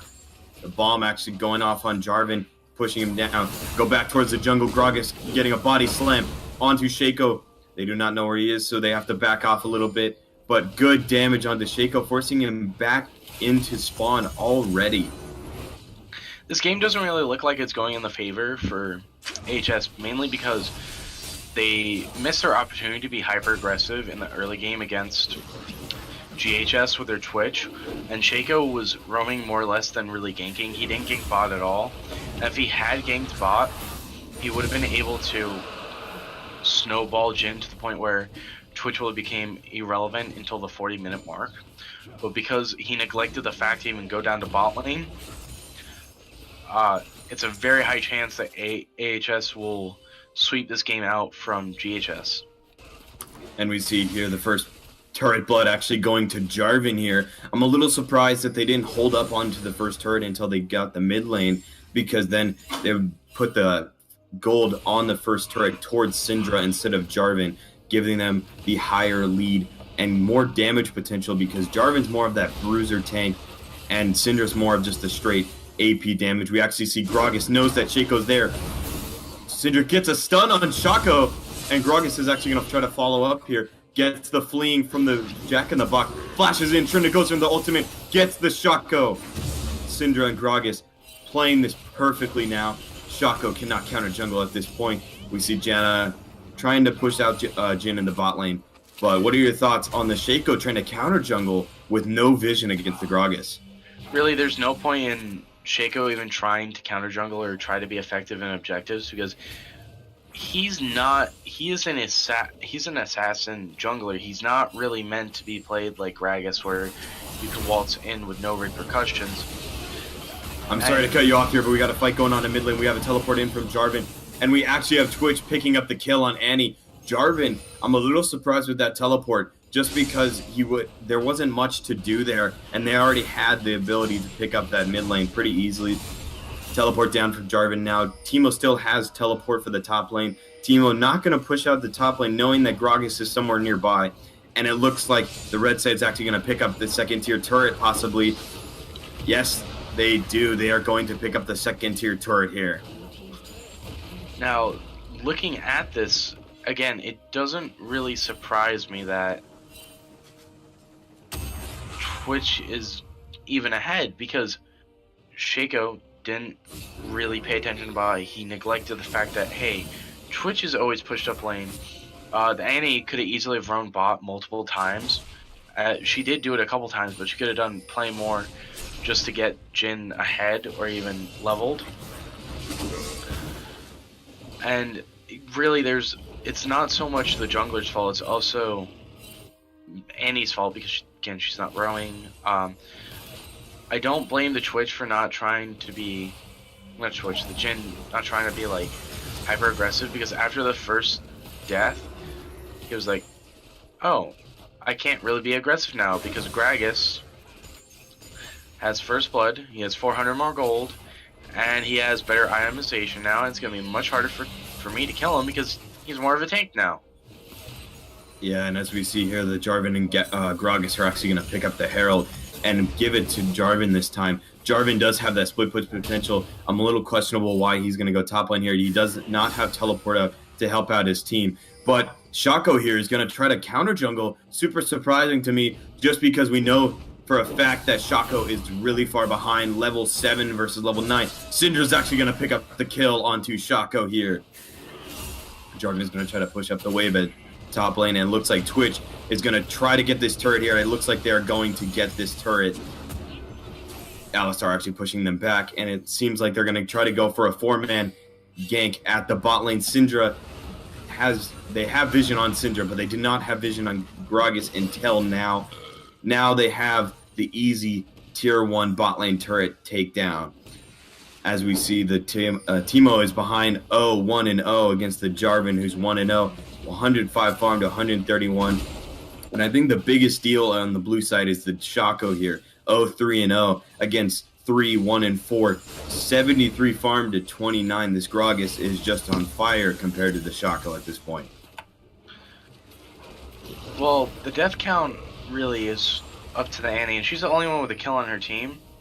Like, they're trying to not feed them as much as possible, like try not to let their lead snowball as hard, but it's pretty hard at this point to do that because they already summoned Rift Herald mid. The HS is going to want to pay attention to that. They're not going to want it to push down mid anymore, and so they're going to trade mid for bot lane, and even at this point, mid did take some damage from Rift Herald. Yeah, mid lane did take damage from the Rift Herald, and they know that the Shaco's at top lane, so they're going to try to force a 4v5 here. Alistar jumps in and gets some damage onto the Jarvan. Jarvan gets stunned by the Annie. Teemo's going to try to poke him down a little bit, but cannot. Teemo just clearing out the wave pretty well with his ultimate. Shaco able to push that turret freely. It looks like the red side does not care about the tier 1 turret, knowing that they can get this tier 3 turret. 4v5 at the bot lane. We see Alistar jump in, stun from Jhin. We see Jarvan try to go fully in. We actually see the Annie stun him. Twitch able to safely get the damage off Janna ultimate, healing up the entire team. Blinded Twitch was not able to get out some autos off on that Teemo there, but we still see Twitch doing a lot of damage here. I'm still surprised that Shaco has not recalled to help out the team. It is a 3v5 at the bot side at this point. Red side's going to go for this turret, tier 3. They're going to want that inhib. They're going to want it bad. There's the ultimate from Teemo to try to break down the minion wave. Jhin misses his stun. See if Twitch can safely get it. Jarvan actually jumps in, forces the flash away. Gragas ults, getting Jhin away from the team. Syndra doing a lot of damage to the Alistar at this point. Shaco's just going to try to split top lane and see what he can do, but in the end, the red side is going to take the advantage here with the gold lead and the inhibitor. Well, you can see that Shaco is getting pretty much a not one-on-one trade because he doesn't have a lot of pushing potential. He doesn't have a lot of items on him right now compared to the other laners.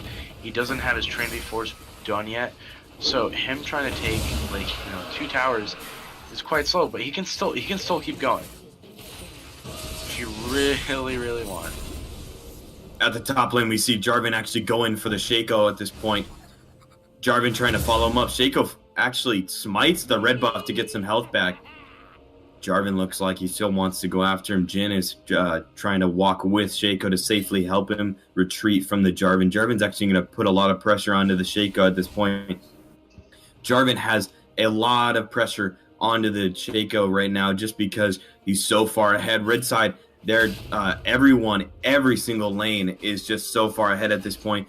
And if they can do what they did at bot side and protect the Twitch, I think red side is going to pick up this victory. Jarvan has to be a little bit careful right now because Teemo just threw a shroom in there.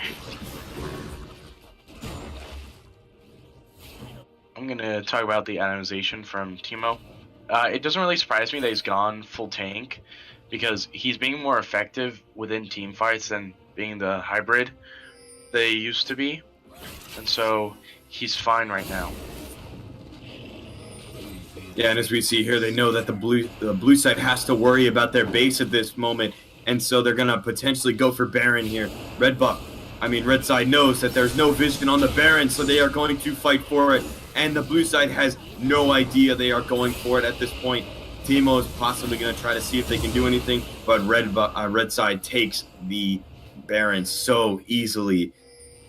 Probably going to rotate mid here and try to see if they can push it out. Jarvan's actually going to try and take out as much vision as he can and go from the side, actually getting hit by 2 Teemo shrooms, but doing not enough damage at all. Twitch on the side actually waiting. We see Jarvan hop in, not do enough damage to the Shaco. We'll see if Twitch can finish him off. Jarvan, Syndra combination doing enough damage to take out the Annie. Syndra stunning the Alistar. Jarvan jumps back out. They get the pick onto Annie, allowing them to push forward. Gragas actually flashes in, uses the barrel. Twitch is going to flash in forward and try to get the Jin. Jin gets a stun on Jarvan. Actually, Teemo's going to do enough damage to take out the Twitch. And it looks like Twitch is going to actually do enough damage to take out Alistar. And Jin is going to just try to do enough damage to keep away the Gragas and Jarvan. But right now, it looks like the red side is going to pick up the second inhibitor of the game. Well, the rotation towards mid was pretty smart because they already had bot pushed in at that point, and they had Baron buff to Siege. So it doesn't surprise me that they went for the mid engage. They had the Jarvan. The Jarvan could have gone on top of Jhin, but Jhin would have been a useless target. So it was pretty smart of them to single out the Annie because they knew Annie was the only possible way that HS had of winning the team fight with her stun. Yeah, and we actually see a teleport coming in from Jarvan at the top side of the map. They're going to try to go for all the inhibitors this game. They have the Baron buff, and they have the potential to push out this turret. Teemo put 2 shrooms down to see if he can take out the minion wave right here. Gragas and Twitch are not there. It is a 5v3 right now. Trying to push it as much as they can. Teemo just trying to clear out the wave at this point. Syndra gets hit by the shroom and actually just going to get slowed here. Does not do enough damage. Looking at the Teemo build, yes, he is going for the tankiness so that he can potentially try to be the front line for his team at this point, knowing that Alistar is not even close to a tank item, and he can get bursted down here. Jarvan actually jumps in, looking for the Jhin. Not enough damage, gets blinded. Twitch is able to do. Twitch with the ultimate, taking out 1, possibly going to take out 2. Shaco getting bursted down by the Gragas and Cinder there. Twitch with Pray and Spray, looking amazing. Cinder possibly going to get a stun on here. We'll see if she can. It looks like the Baron minions are actually going to take him out. The casket from the Gragas actually gets him out of the beast and allows them to pick up this victory. Game 1 to the red side. As I had predicted earlier, the Twitch was going to be really aggressive towards late game as soon as he got his items. And it doesn't surprise me that, you know, he went for the Cole, even though he could have gone for the more easier route of Relic Shield, because with Cole it's such a great risk because the Jhin could have been more aggressive, but I think he knew because the Jhin wasn't. It was like the first signs that you see in lane to see if he's really nervous or if he wants to, because within the first 2 minutes you get the feel, hey, he doesn't want to go all in, so I could be as aggressive as I want. I could push down his lane as much as I want, so there's no stopping me. And so that's what the Twitch finally realized. He was like, this Jin's not going to touch me. So that's absolutely fine what happened. Now we're going to move into game 2. That should be really exciting to watch because we'll see them do new picks and bans, because obviously Team 1 is never going to go with that comp again. It never really worked out. They're going to have to choose a different ADC at this point. Maybe an MF or a Xayah would be nice compared to Jhin. Somebody who can do team damage and burst overall. Like, Xayah has a really good engage. She has a really good ultimate. She has a really good, like, pull on her feathers compared to Jhin. Jhin doesn't really offer anything with his ultimate, so that's really the one thing holding Jhin back in this meta at the moment, is the fact that he doesn't offer as much as he could be offering compared to his counterparts during team fights with ultimates. Yeah, and as you're saying right there, Jhin is not a very strong pick at this point in this meta. I would honestly think that they would have picked up a Tristana there, or even a Xayah, like you said. Just the Tristana and Xayah are so much stronger right now, especially in the late game. And I was very surprised by the immobile pick from Annie. They had the Syndra pick go on, I believe, before then. I could be wrong there. But at the same time, with that Annie pick, it allowed Gragas, who is a high mobility versus the low mobility of Annie, to gank the lane and snowball Syndra into the victory for them. We'll see how game 2 goes and gets close to picks and bans.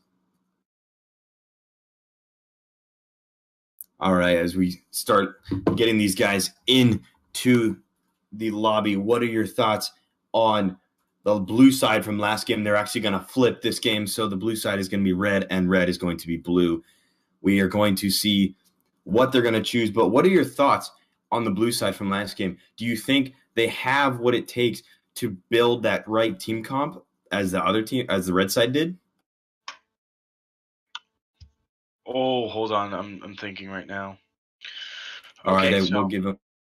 Go right ahead. okay, so basically, the team comps will change dramatically. They will shift towards a more tank-oriented, like scaling, because they're gonna realize, hey, we can't play Teemo top with tank. We need somebody like Maokai or anybody like Maokai. You can even play Alistar top. I'd be fine with that. I've done that before. But just anybody who I'd be isn't. surprised to see the Alistar pick hit top lane. Just cut you off right there shortly. But if we saw an Alistar pick, I think both of us would actually be surprised by that. Maybe you a little bit less, as you just said that you wanted to see it. But go right ahead. Can I get a Kappa in chat?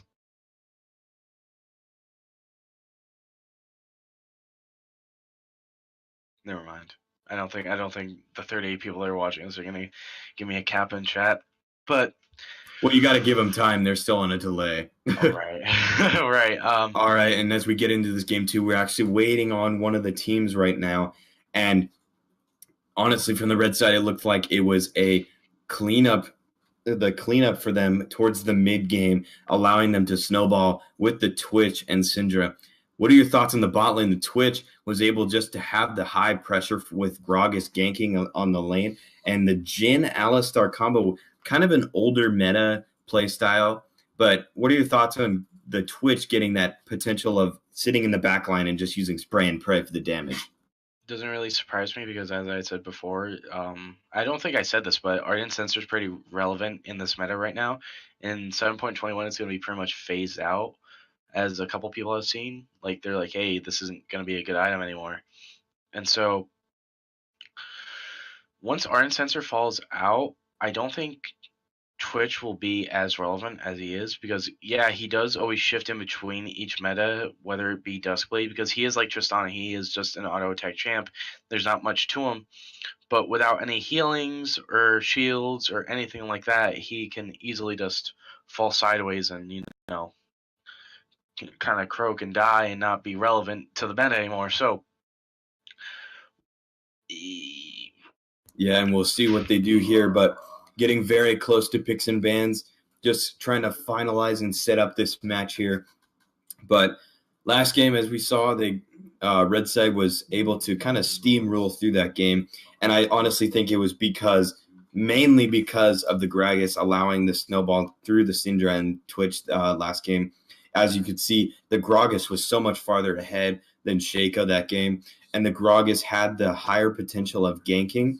It would have been a lot harder for the Shaco to try to get a lead onto Gragas, just because Shaco's a lot more difficult champion to use in the correct way. And I feel like Gragas, he's not that hard, but he's easy enough to where it helps out the entire team, and he has a better late game than Shaco does. Shaco can be a big assassin in the late game, but in this current meta, assassin junglers are not as great as you would have as a tank jungler. Well, you can still have assassin junglers, definitely.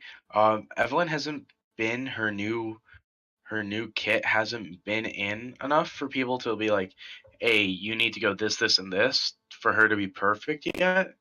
So I think going Rengar with the traditional like Duskblade into, well, you go your first jungle item, of course, and it's always going to be a red smite item.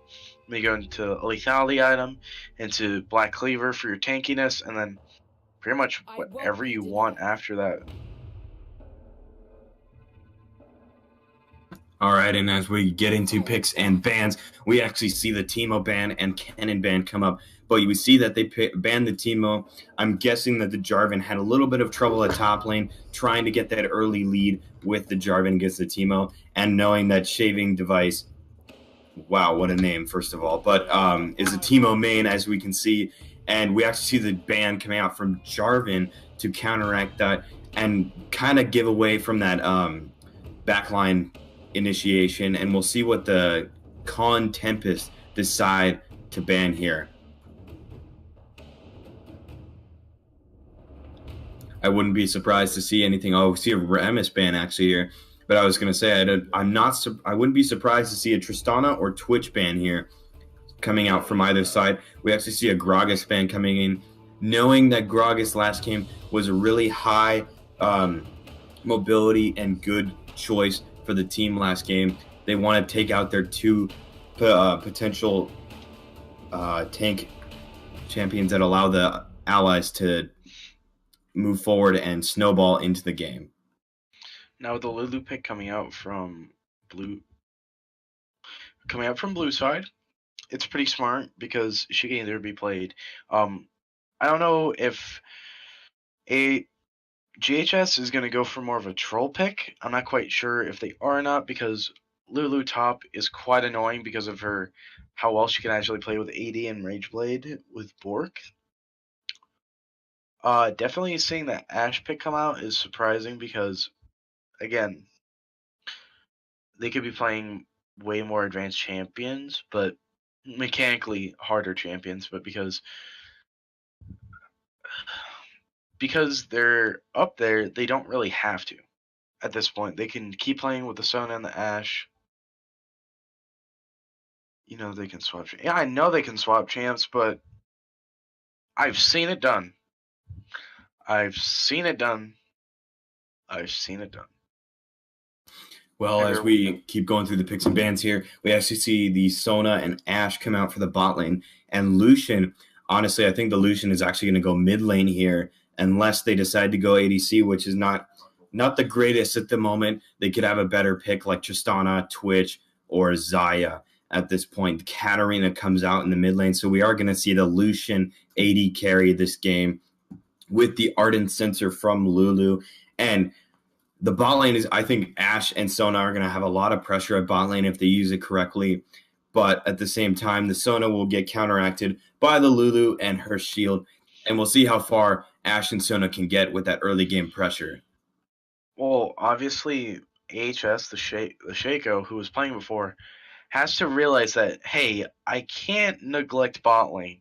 We know that, hey, they're better. They might be better than us in bot lane. They might be saying that, hey, we're not aggressive. But I'm losing my train of thought.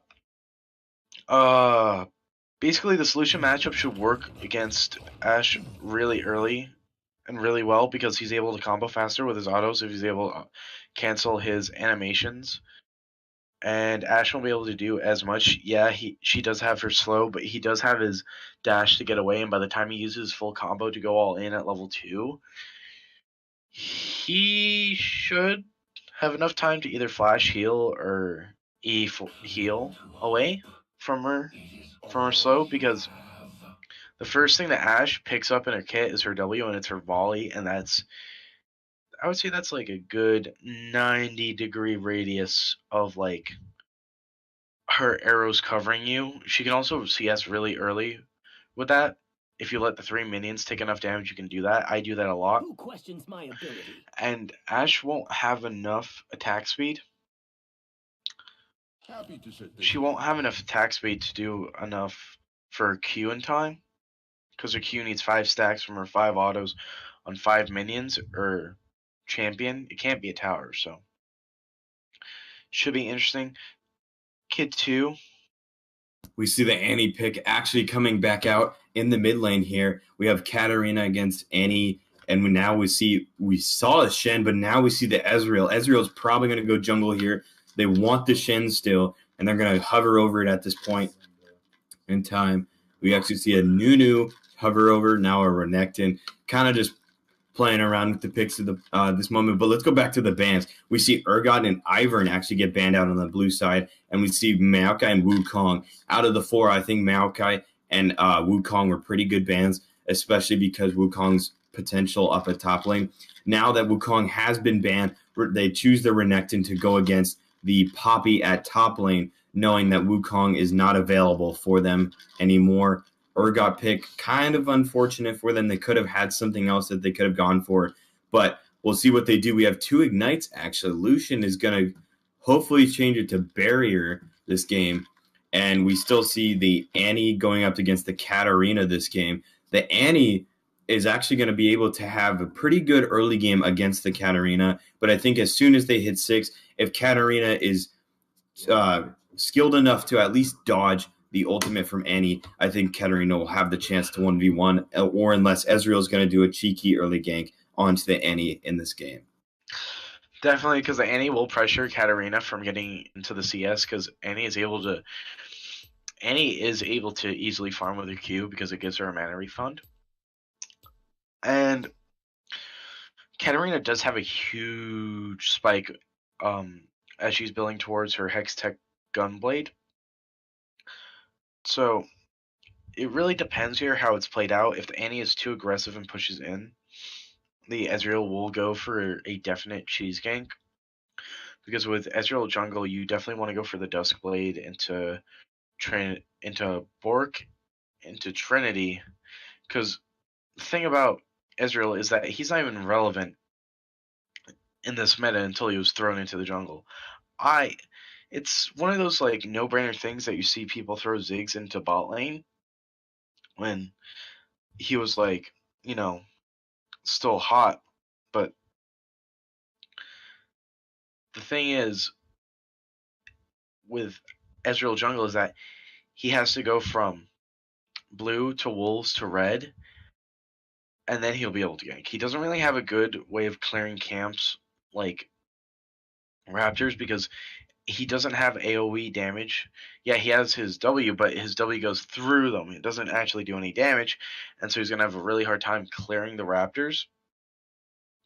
And so he's going to have to rotate in between, after he goes from red, he's probably going to have to go either for Scuttle if that's not taken yet, or he could go for Krugs and be a little bit risky, or he could just run down somewhere and gank.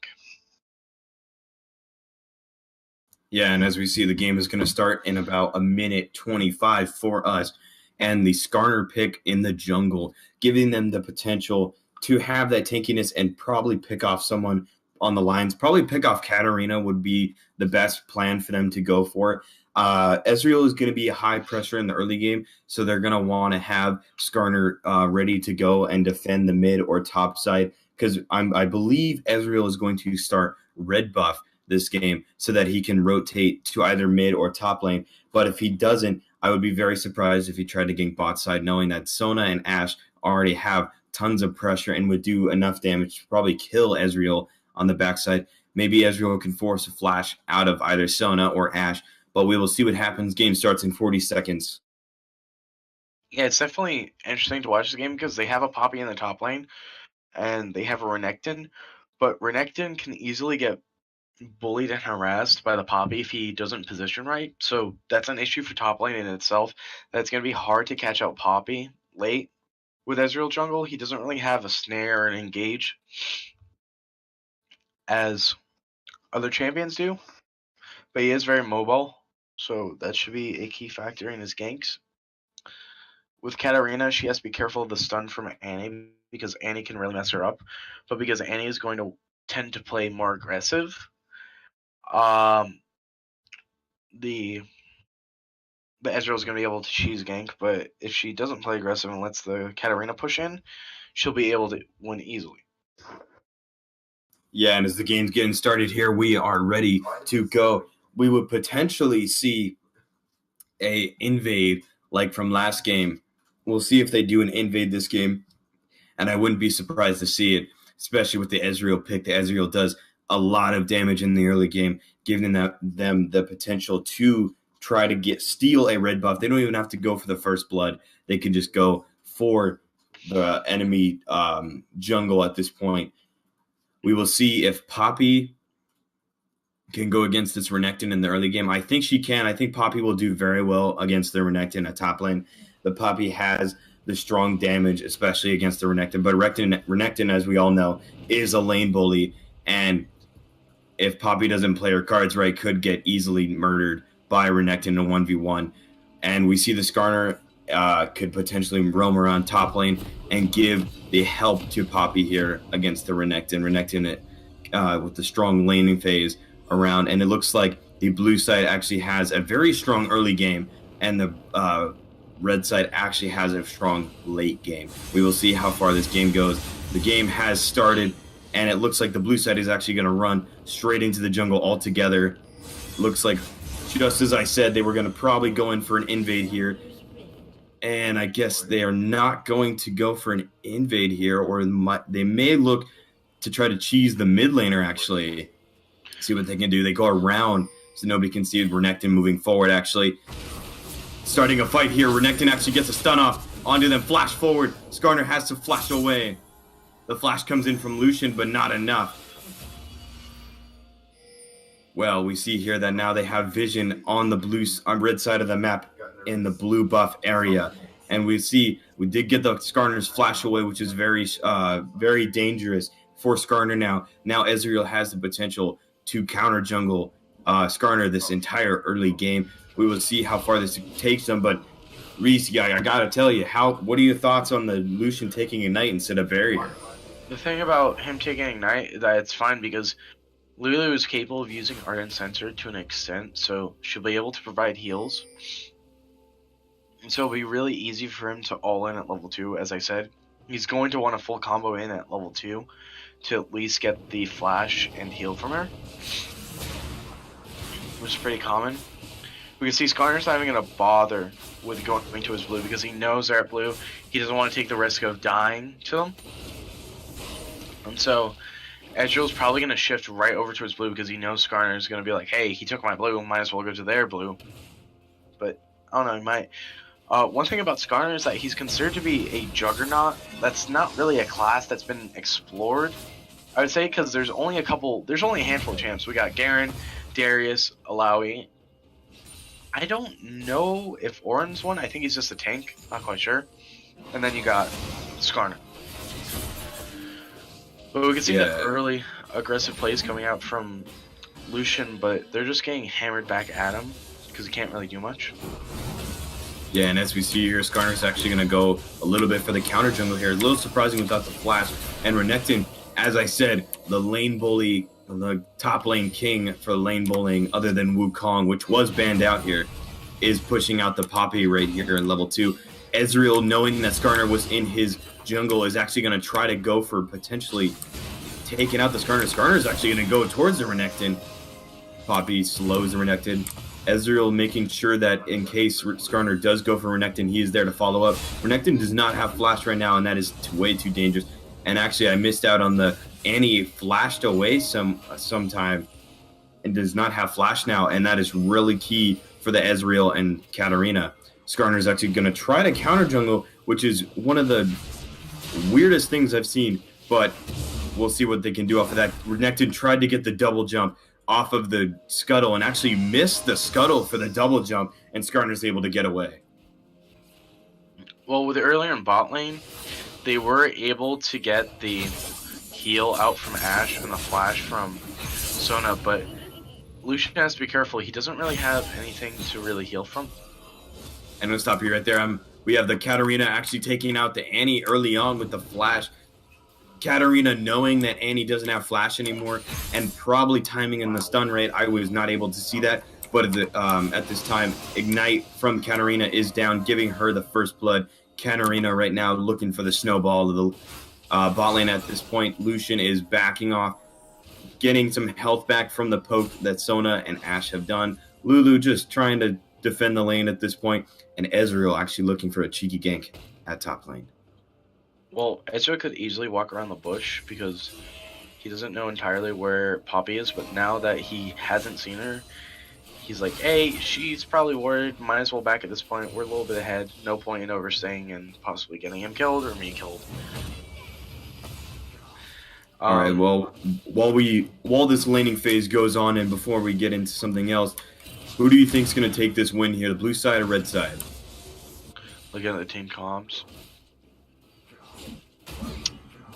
It's hard to say because it could go either way, being that Poppy and Renekton are both scaling tanks, and it's not a one-sided thing with Jarvan and Teemo, as it was before.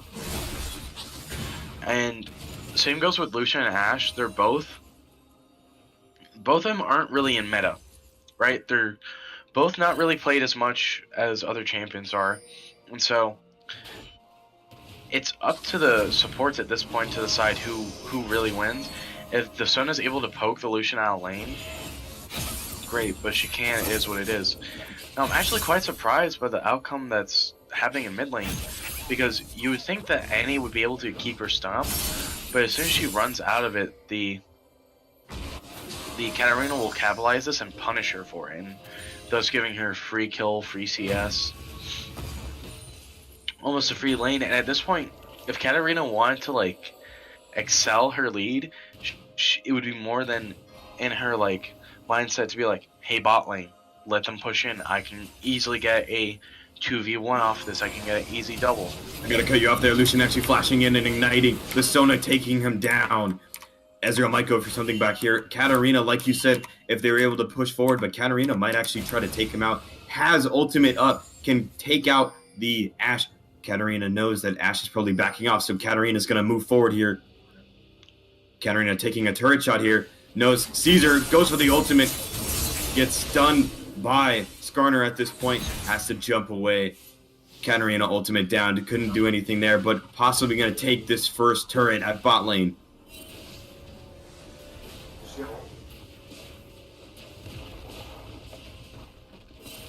More than unlikely, they will get the tower to have health, but because the minion wave is a little too short for that, they're going to have to back off. At this point, they're really going to have to prioritize objective control, because they both have teams that are identical in comp. Yeah, they both got engaging tanks, they both got tanks that can do damage, they both got mid laners that can do high output of magic damage. Same for bot lane. The only difference is they're junglers and supports, which are kind of reversed, because juggernauts don't do all that damage, and they definitely don't have a juggernaut on blue side. But red side has a high damage support, so see the combo coming out. Right here, I'm gonna cut you off a little bit. Lucian is actually gonna go in for a fight at bot lane. Takes some damage from a turret, but actually gets Sona and Ashe very, very low.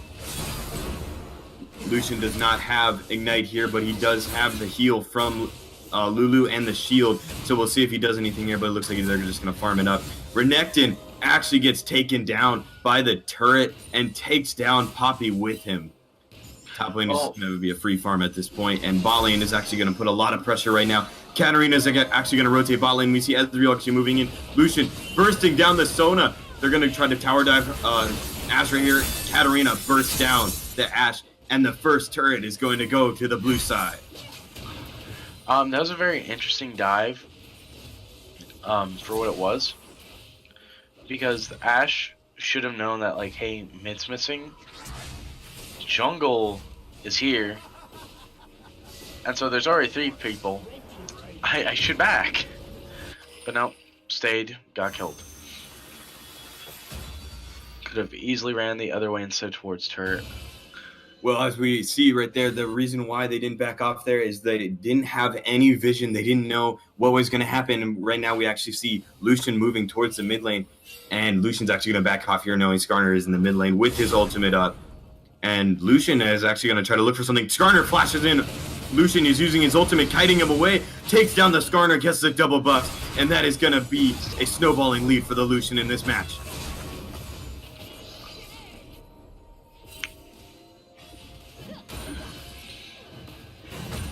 All right, Reese, what are we going to talk? Let's talk about this.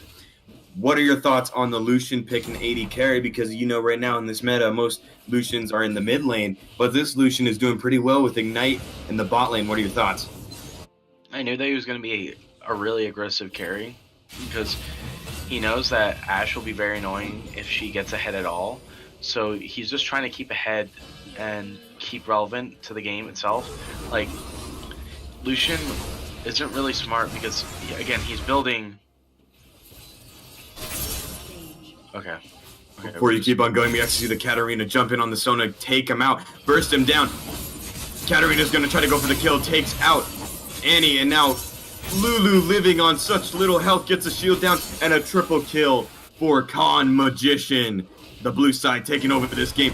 They're actually going to need another fight at top lane. Skarner's going to ult Renekton and try to get him out. Renekton does not have ultimate here, and he's going to get taken down. Skarner playing that perfectly on that 2v1 against Renekton and Ezreal here. Skarner's too low to go against the Ezreal at this point, so Ezreal's going to get a free push on top lane.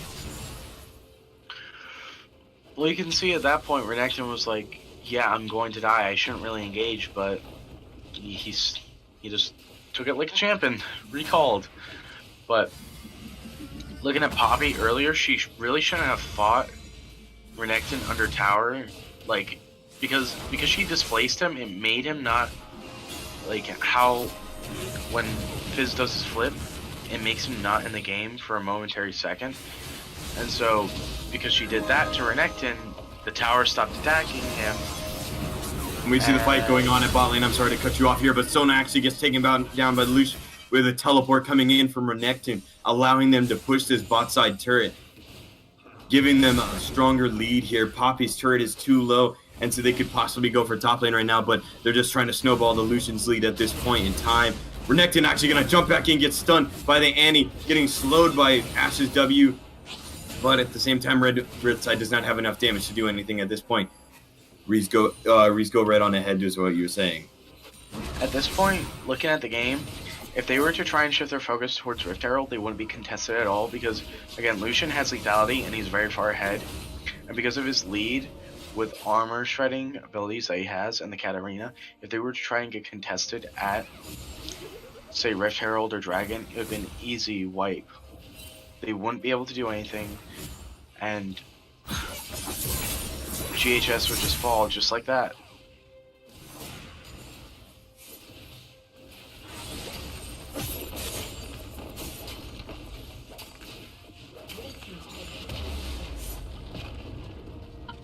We can also see that Katarina's trying to roam around. She's trying to look for his blue that is going to be up soon. You also see that they're quite dedicated to try and get this tower down as fast as they can, but they really can't do anything.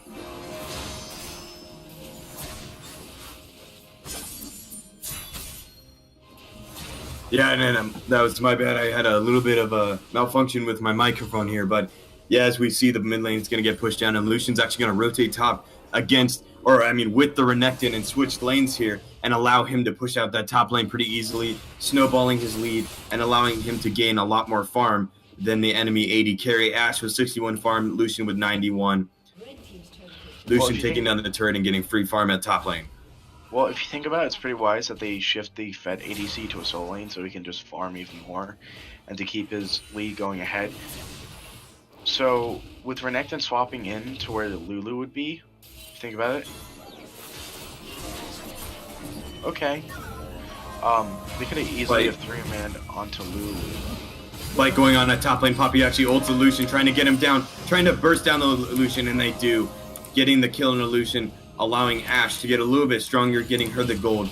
But now, Katarina, Renekton able to push out the mid lane. Katarina gets a lot of damage onto Skarner. Skarner ults Katarina, trying to get her down a little bit more. Katarina ults. Annie did not have the CC there, but Annie gets taken down by Katarina, and the turret helps Annie take down Katarina for the 2-on-2.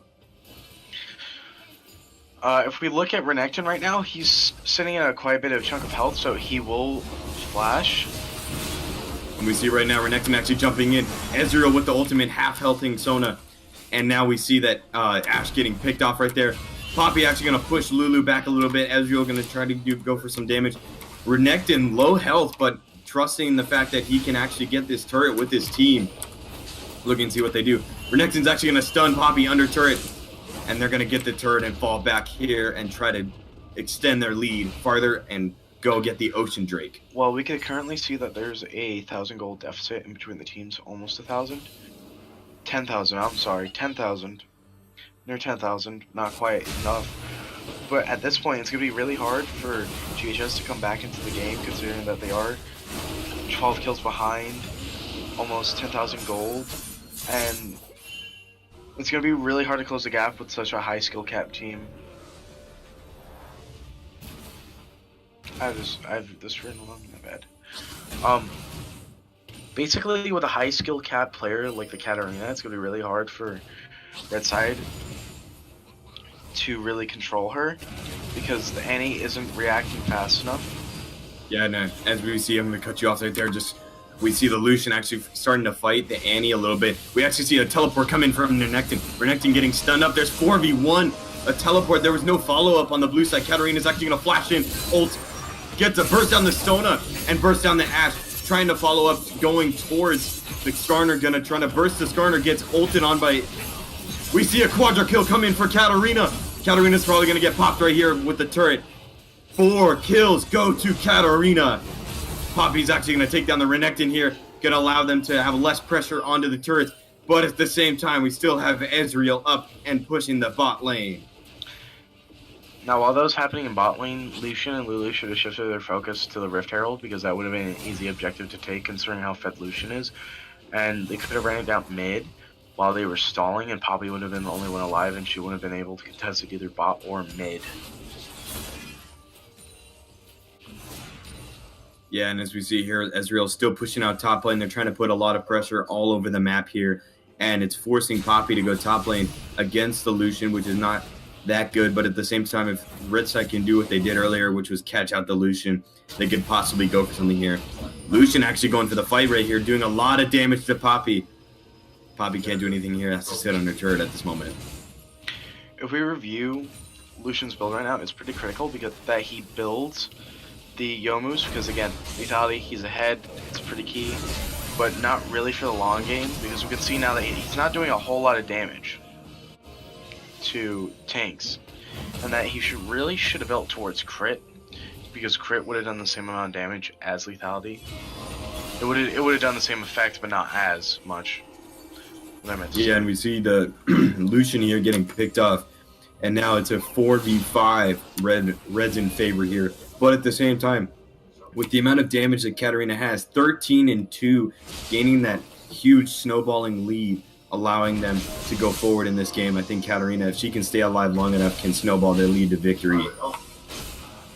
Yeah, definitely, because Annie doesn't really have the reaction time compared to the Katarina, because Katarina is pretty flawless. Con Magician is really flawless with their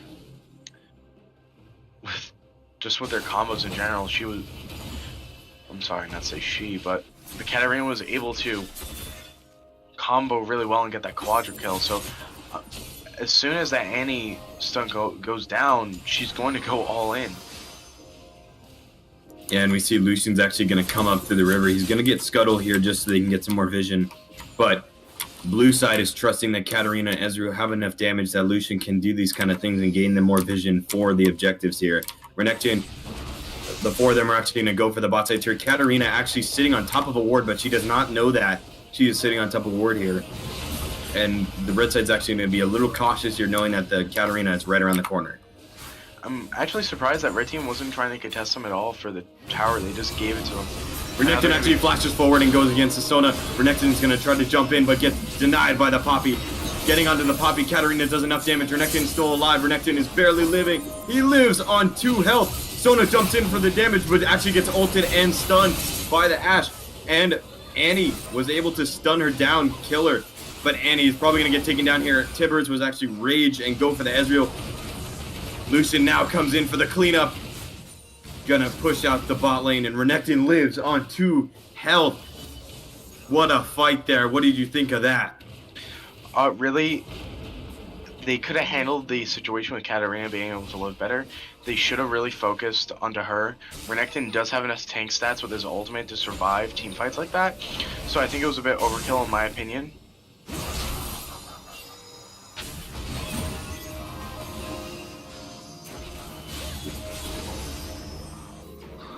And Renekton's gonna fall because he was gloating too much. Is that the right word? Yeah, you can use gloating there, but bragging a little bit that they're ahead like this. Lucian actually 1v1s the... Oh no, my bad. Herald is actually gonna go away now because Baron is coming up in 5 seconds. And we'll see if the blue side actually does anything to go for the Baron here. Red does have vision on it, but blue side does not have any vision. Ezreal's going to probably try to take some vision here. And Katarina actually moving up really far, knowing that she can probably 1v3 right now and do enough damage. Maybe 1v5, but we'll see if Annie can actually get a stun off on Katarina. we can see that they're going to want to start shifting their focus towards. They're going to want to start shifting their focus towards Baron at this point because they do have enough pressure. They do have bot lane pushed in with the super minions slowly going up. We do see the teleport coming out from Renekton, and the red team does realize that, hey, we saw a teleport come in. Renekton's the only one with teleport. Why would he teleport? So, there's definitely some big decision making here. Renekton can definitely cut them off. We can also get critically slowed. He's gonna have to really stay with his team because if he does get caught out, he's gonna blow his ultimate, and he doesn't have flash. He's gonna blow his ultimate. Well, it was really wise for Renekton there to actually teleport in, knowing that the bot side was getting pushed in by the super minions. Renekton is able to now 5v4 at the top lane. Renekton just taunting them with the tankiness and red side not doing any damage here. Lucian actually backed off here, so now it's a 4v5. Red side favor with the turret. We'll see if they can do anything to it. But I would think blue side is actually going to back off here and go for Baron. I feel like it would be pretty wise for them to have gone in because they do have the Renekton stun, they do have his ultimate, and it wasn't in the equation at all. The only thing they had to worry about was Sona, but as soon as they focused onto Sona, she would have died, and they could have just taken out the rest of the team. Well, it looks like blue side has decided to kind of just pressure the red side off right now, and they're going to actually possibly go for Baron here. Red side is pinging that there's question marks going all over the place towards Baron. There is no vision on Baron for the red side, so their blue side is going to try to take it as fast as they can. Renekton is actually going to ult to take the Baron down as fast as they can. Well, because they are shifting their focus towards the Baron, they're going to be able to take the objective more fastly. They're going to have to back off because they're afraid the Poppy's going to be able to take it, but they won't. They can still finish this because, okay. Skarner actually flashes in and gets bursted down here. Ezreal takes the Baron with the smite. Sona actually tried to steal the Baron with... That's the way it goes. And Reese, I don't know about you, but I think that is the game. Yeah, that's going to be GG for red side at this point.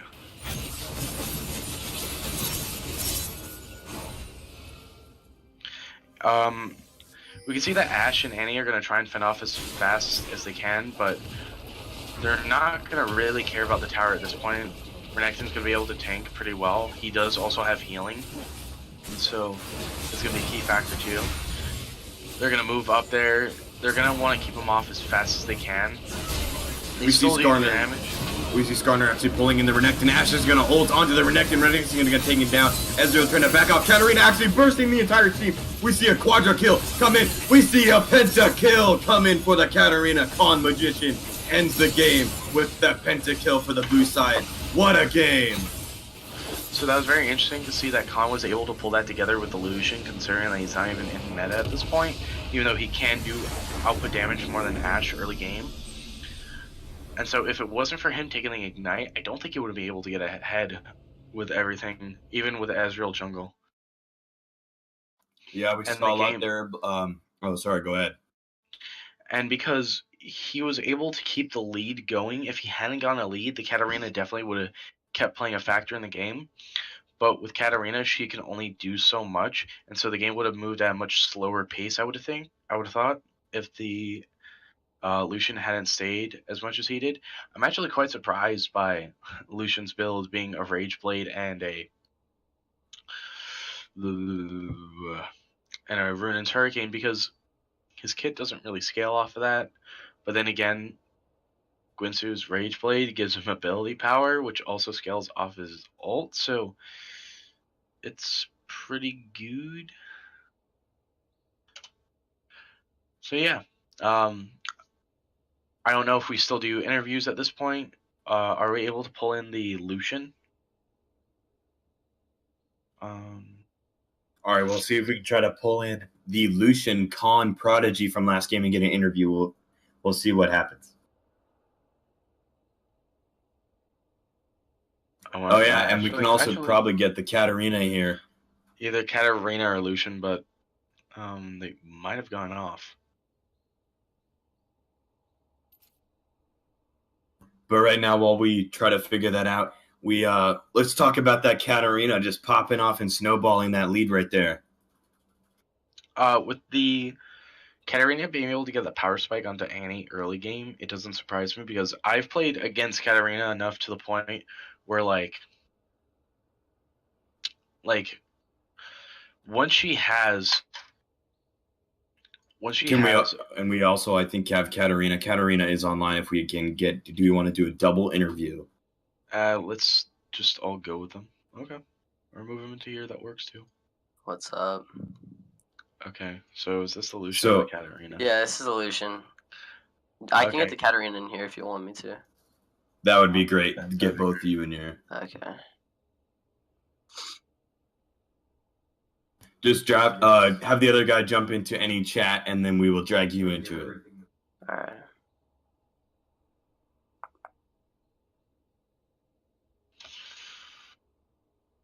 How'd you guys like the game? It was pretty good. I actually enjoyed it. We liked it. We liked the Rage Blade and Ruining's Hurricane. It was brought out something special. I like it. All right, he's in the coaching voice chat right now. All right, well, we wanted to bring you guys in to interview you guys a little bit before the stream goes offline. We wanted to talk to you guys about how was the laning phase? Let's start with that. Was the laning phase difficult for you guys, or do you feel like it was easy enough to get the snowball through this? For the first or second game? Let's talk about the second game here because we have the second game up on the screen, I believe. Right. So let's talk about the second game. I don't know. Well, I blew my flash early because I thought my whole team was going to flash in also. And so if I had flash still, I probably would have killed Sona like level 2 or 3. But I didn't really have the ability to, so I kind of just had to, I guess, play stupid, I guess. Like, if you saw, I took a lot of poke level 2 and 3 because I was going to see if she would overextend. But they played super passive in the first game too, so I didn't really think she would. And then once I backed and got my second Dorans, I know I was strong enough to kill her. And so when I came back in the lane, I had flash up and just killed her. Like, I knew how the whole lane was going to play out once I picked the champion. I know all my ADCs pretty well. All right. So overall, you feel pretty confident about that laning phase right there for you? Yeah, of course. But because you knew they would play passively like they did with the Jhin, because the Jhin could have gone... He could have gone Death Stance? Deathfire Torch. Deathfire, I'm sorry. He could have gone Deathfire and been really aggressive towards you as the Twitch. Twitch isn't really that strong in the laning phase. He has kind of a weak lane phase, and he's kind of squishy. Were you surprised that Jhin didn't go all in at all? I was too. Honestly, I played on level 3 when Gragas was in the try, ready to gank. I even walked up to the Alistar and Jhin to force him to jump on me. And neither of them even auto-attacked me or did anything, so that's why the gank failed. And Alistar didn't go in like one time in lane, even when I was under tower, so I had no idea what they were doing, honestly. But, I don't know. Were you also surprised that the Annie didn't roam as much as she could have to get Jhin back in? I mean, I was just surprised that she didn't even roam at all. Like, maybe one gank, like, if they did gank us, I wouldn't have died. Because we're really good with our vision, and so I don't know when she left lane. So I don't think that would have changed at all. It would probably would just put her more behind. But yeah, she should have definitely roamed. And the Lucian pick, I didn't pick Lucian because like I think he's good, and my build definitely was not superb or anything. But it's what I do on Vayne, so I just tried on Lucian for fun. But the reason I picked Lucian was to force them to do something. Like, I had to force them to play aggressive because they played so passive. I was getting so bored. And so I just tried to get their team to do something. The only time they really did anything aggressive was their Skarner flashing on me and then eating my entire ultimate, which I thought was pretty amusing. That play right there was pretty good. And thank you for talking just for a minute. We actually want to move over to the Katarina at this moment. Con Magician. We have the strong snowball lead through that game and the pentakill at the end. What was going through your mind through that game? Well, I just knew that early game, I just needed to get a couple kills on Annie while her stun wasn't up in order to snowball. I also try to roam bot a lot just because Ashe and Sona is a really squishy combo. And then if I can snowball off those, the mid game should be really easy. And thankfully, in the early game, my jungler gave me a level 3 gank, which blew Annie's flash and which made the laning phase really easy. I don't know, that pentakills. I just saw everybody use their ultimates and their CC right off the bat. So I just took the opportunity and jumped in and pressed a couple more buttons and got a penta. Yeah, go for it all. Yeah. Were you surprised that the Annie wasn't able to really stun you, or that she was being mindless? That, hey, maybe I should have this up to stun her and go all in. Yeah, I feel like that Annie was using her stun a lot on minions, and she should have just kept saving it and just don't give me opportunity to jump in. But yeah. And you did capitalize off of the fact that she was using it carelessly, correct? Yes. Okay.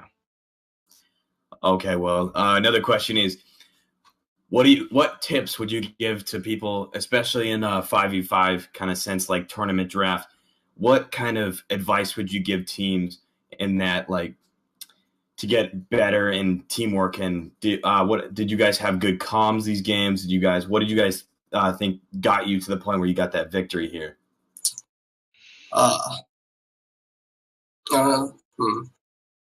Honestly, just be more practice, play together as a team more, maybe communicate, or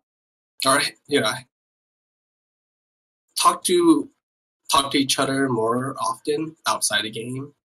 Like maybe just play within yourself. Like okay, play 1v1s with each other, 2v2s, like that.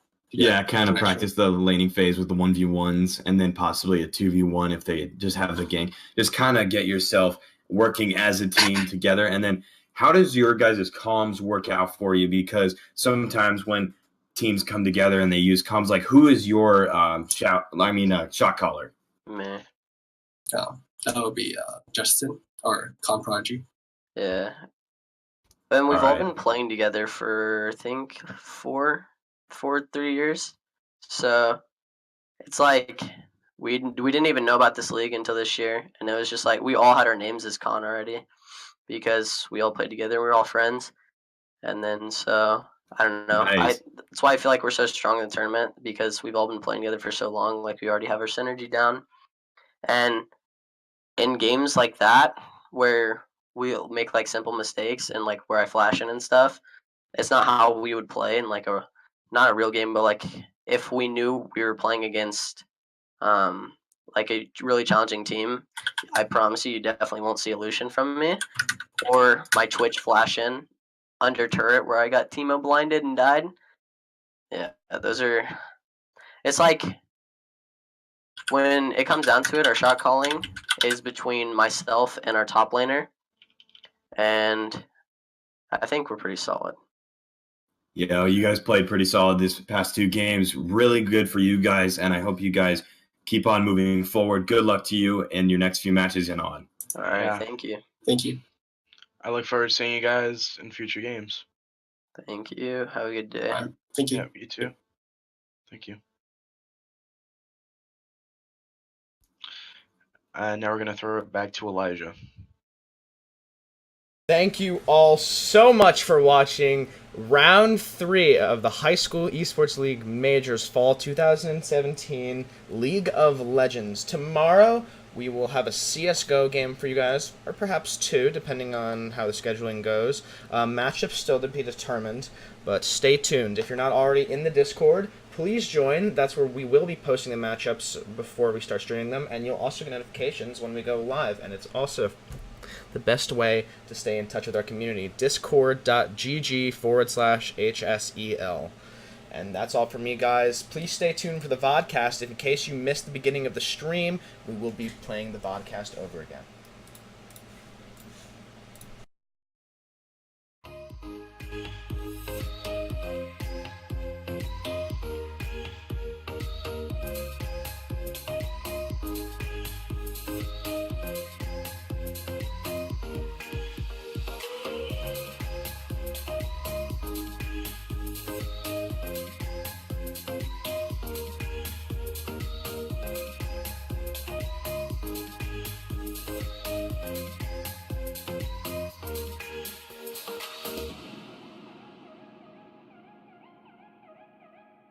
Do we go left? I see no signs. Do we go right? Can't decide. Do we turn back? Do we turn back?